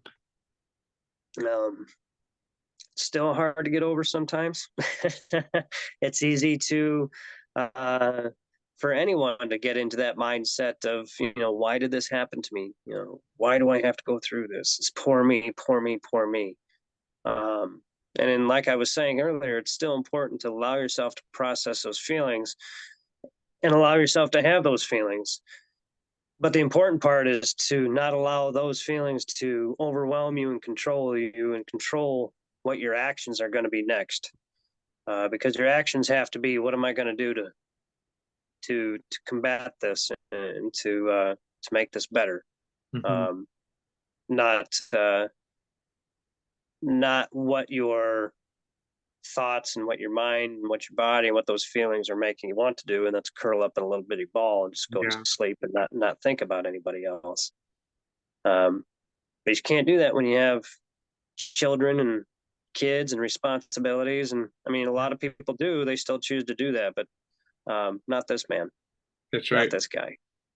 My goal when I went into physical therapy every day was to see if I could get everyone else to smile, if I could Mm. get everyone else to have as much energy and as much positivity as I do. And I still do it to this day. Even where I'm working now, I go in and they're like, "Why is that guy bouncing off the walls?" Well, if only you You have a knew. If only reason. you knew. That guy is bouncing off the walls because he can Right. walk, and because God has done a miracle in his life, and he wants to celebrate it every single day, and he's going to use it until he dies. And Right. I will. I've already said it. I am not going to stop until I'm dead. There you go. Until I reach those golden gates and God welcomes me in, I have to keep pushing no matter what. And I know I've got the All you can strength to do. do it. And everyone else has it in them too. They just have to find it, and they gotta grab a hold of it, and they have to just give it all they've got and Mhm. tell themselves to never give up, and that God will carry you along the way if you let him. Mhm. Amen. Amen, sir. Amen. Well, Frank, thank you so much for having me. Yeah, you're If welcome, man. you have any questions or anything like that from here, I know we've been on here a little long. I'm sorry. Oh, This that's okay. story is so hard to this story is hard to tell sometimes because there's so much to it, and then Oh, sometimes it sorry. gets a little choppy. But by all means, anyone that's watching, if you want to reach out to me, go right ahead. I'm on Facebook. I don't have a Twitter. I don't have Instagram. Like I was saying earlier, I don't get all into those things. I should have a while ago on YouTube and everything, and I still could, but um, yeah, I try to stay engaged in my daughter's lives and everything here, and there's other forces at work that like to try to attack you when you put too much on Facebook as well. So Yeah, you gotta try to keep a little bit of a, download type thing. unfortunately, in my situation, that's kind of the reason why I have not been as present on there in the past few years, because that did happen to me. Um, and they things that I was posting on there were trying to be used against me. Um, that would affect my life greatly, and so I Mm. was like, okay, if that's the way it's going to be, even though it was completely being open and honest, right? And that's the real kicker of it. you lay it all out there for everyone to see, and then it's tried to be used against you in the most wrong ways possible. So Hmm. that's where, Frank, that faith in God, it really shines through in that fashion, because you have to believe that, no matter what you're doing, you have that armor of God around you, Yes, you do. and that you knew you were being open and honest, and you're doing things the right way, and that someone else is going to try to take advantage of that, hurt you through that. And that's another way that God has just really kind of shined through to me. And I just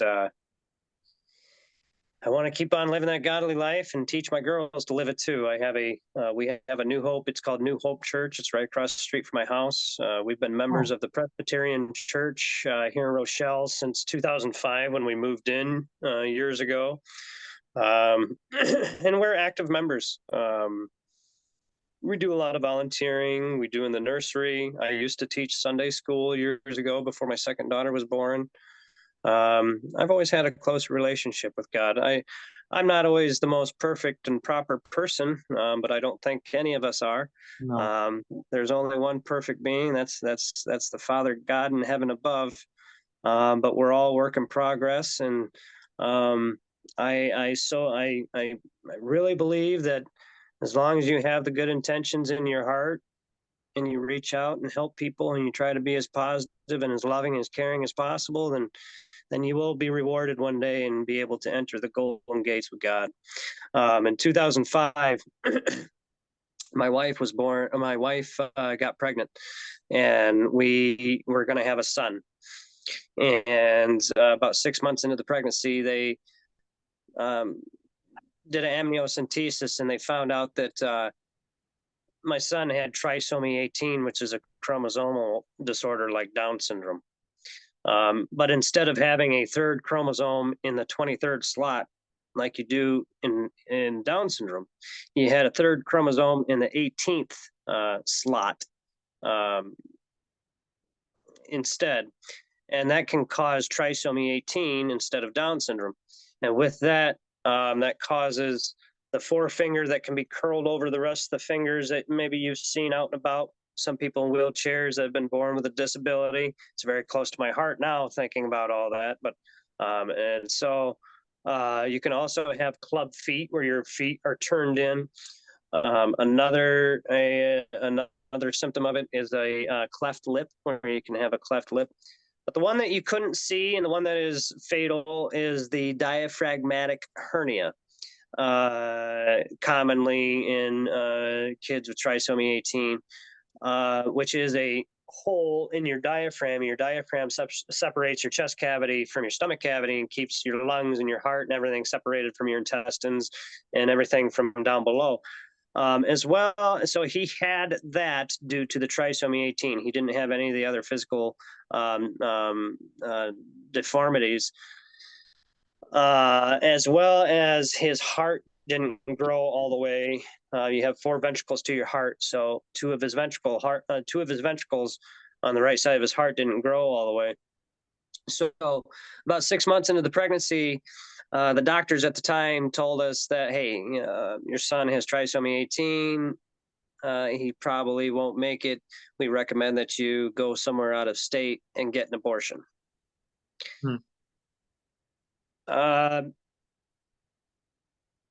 I was very unhappy with those words and that recommendation from those doctors. I didn't believe in going and having my kid killed, out of my wife's belly, just because there's a chance that he might not make it if we go full term. So we found a different doctor. We decided we wanted to be the best parents we could be.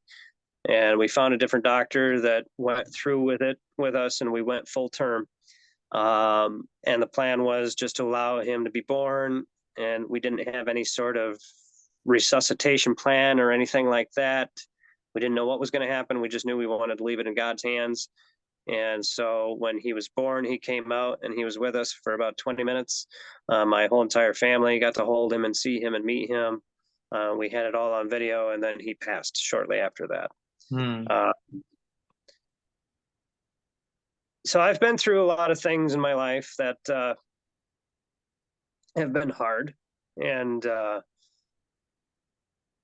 difficult to understand why you would have to experience those things. So, as I was saying just a little bit ago, I have to believe that, as long as you have that goodness in your heart and you want to help people, that you will be entered into the gates one day so I can hold my Right. boy. Oh yeah, you'll see him. I was just going to tell you that you'll see him. Yeah. It's part of the reason why we bought this house. He's buried down the road here in a cemetery just down the road. We go visit all the time. Hmm. So he'd have been 18 this coming June. Oh, And so I have a 15-year-old daughter and a 11-year-old daughter right now. So I would have had a 17-year-old son as well, had he have made it through all of that. But I thought maybe that was important to share because, God is here for us, and you never know why something might happen in your life. hmm, All you can do is approach it with the best attitude you can possible and try to understand it later on. Allow yourself to go through what you have to go through and then try to reflect on it and figure out, okay, what were you trying to teach me, God? hmm. And go from there. Because otherwise, the latter is you can drive yourself nuts trying to figure it out. Yeah, and you most likely won't ever figure it out as you want to. No, and you won't. So, um, you know, life is precious, and you don't know what you're going to get handed.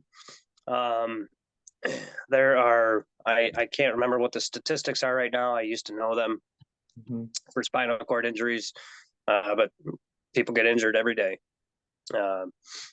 People's lives get turned upside down every single day, Hmm. and so it's so important um, to just be as kind as you can be, Right. and reach out and lend a helping hand if you can.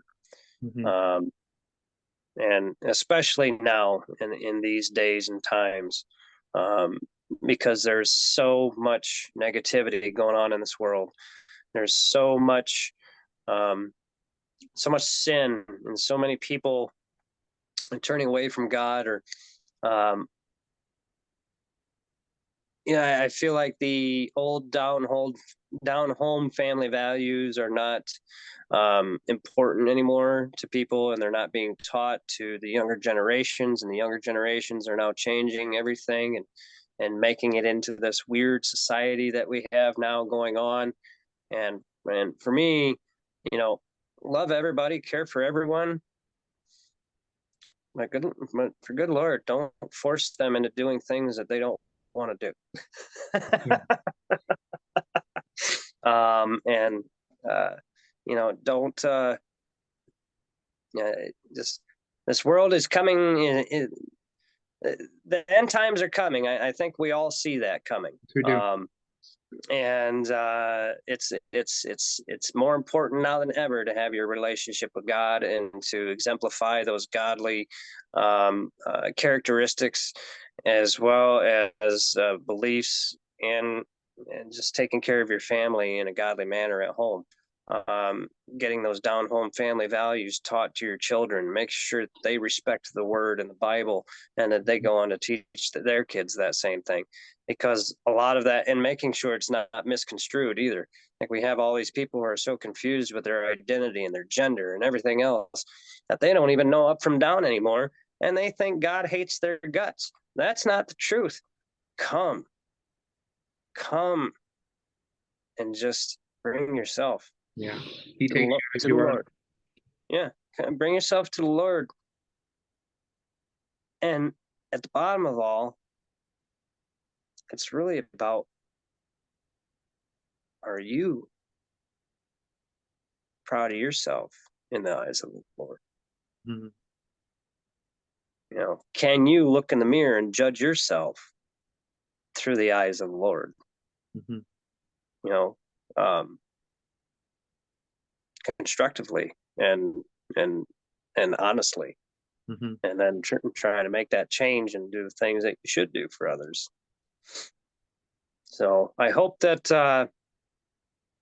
I hope that God's will shines through. I hope it does, because these Great. times that we're in are scary, Frank. They're Yeah, very scary.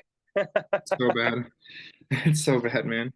I think about when I went through my injury, and I think about those beginning days, and I think about Facebook and social media and everything during that time, and how is much more positive during those days than it is Wow, now, so and much different. throughout the past few years. Like from 2016 until 2019, I thought it was actually really good. Things were really really good. Um, I mean, as far as like just didn't seem like people were trying to hate each other's guts and kill each other constantly. Um, but now not so much. Everybody wants to fight, So and bad, uh, man. and that's not the way to go about things. We gotta help each other. We gotta love each other. And if it wasn't for people like you and all the people across the world that reached out to me, I probably wouldn't be where I'm at today. And God knew what he was doing. And you know, God works in mysterious ways, and through all of that, it has reignited my faith back in people.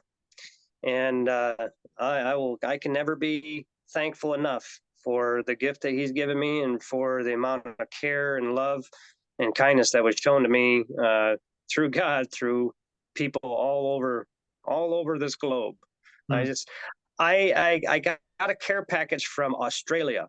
This woman and her kids sent me a little memory stick with a video of them at home putting Vegemite on their toast and showing me how to eat Vegemite. And they sent me it's kind of like hummus, or not hummus, but it's kind of like Nutella, only it's very, very, very salty, Oh, very salty. And you put just a very little bit on your toast, but they sent me this Vegemite, and it's supposed to be very healthy for you. And so they're like, you need to eat this; it'll help you recover. aw. And I mean, just like, I mean, talk about melt your heart. Yeah, Just the amount of people who would take their time out of their day to completely send a complete stranger that they don't know a little bit of care, love, and positivity. So amazing. if you're listening to this podcast out there right now, and you're able to do that in someone's life today or tomorrow or next week, anytime, be sure you do so, because you'll only be rewarded. You will Sure. be rewarded. God will reward those good deeds. He will. Um, you get back out of the world what you put into it, and it goes back to that saying that we've been taught since we were kids: treat others how you want to be treated. And that's how it should be. Not treat others how they treat you. Mhm. That's right. Treat them how you want to be treated, how you want them to treat you. Yes, yes, So yes, absolutely. So what time is it there for you now, Frank? it's We got on 6, didn't we? yeah, it's at 6, it's 6 o'clock now, so I actually have to get my trainer just tried to call me, and he's gonna be going over some stuff with me. There's like a men's 10-week program that we're going through soon, so I'm gonna Awesome. I'm gonna get in touch with him in a little bit. But thank you so much for sharing, man. Like I want to keep in touch with you because you're a good dude, man. You really Hey, are. you are too, man. I pay attention. I don't comment much, but I pay attention on everybody. So I know you got some exciting things going on. So you're married, right? Yeah, I just You're got married married now, in right? Yep. September. Yep. You're waiting to get her home, right? Yep, I just applied on Wednesday for her application for her visa, the I-130, and I'm waiting for that. I'm hoping that it goes quickly, and I'm praying on it. And I just told her the other day, I said, now we just leave it in God's hands, and everything will come together. That's awesome, man. That's really awesome. So happy for you. Thank you. So you're in Michigan? Yeah, I'm in Detroit Yep. area. You're in Detroit area. Okay. Ann Arbor? Yeah, I work in Yeah. Ann Arbor or U of M. That's about an Oh, okay. hour drive a day for me. Yeah. Okay. So they just set me up there back in, I wish I would have known for sure. Back in August, I came up there on August 5th to go to, it was one right next to a mall. I don't remember which unit, but it was the University of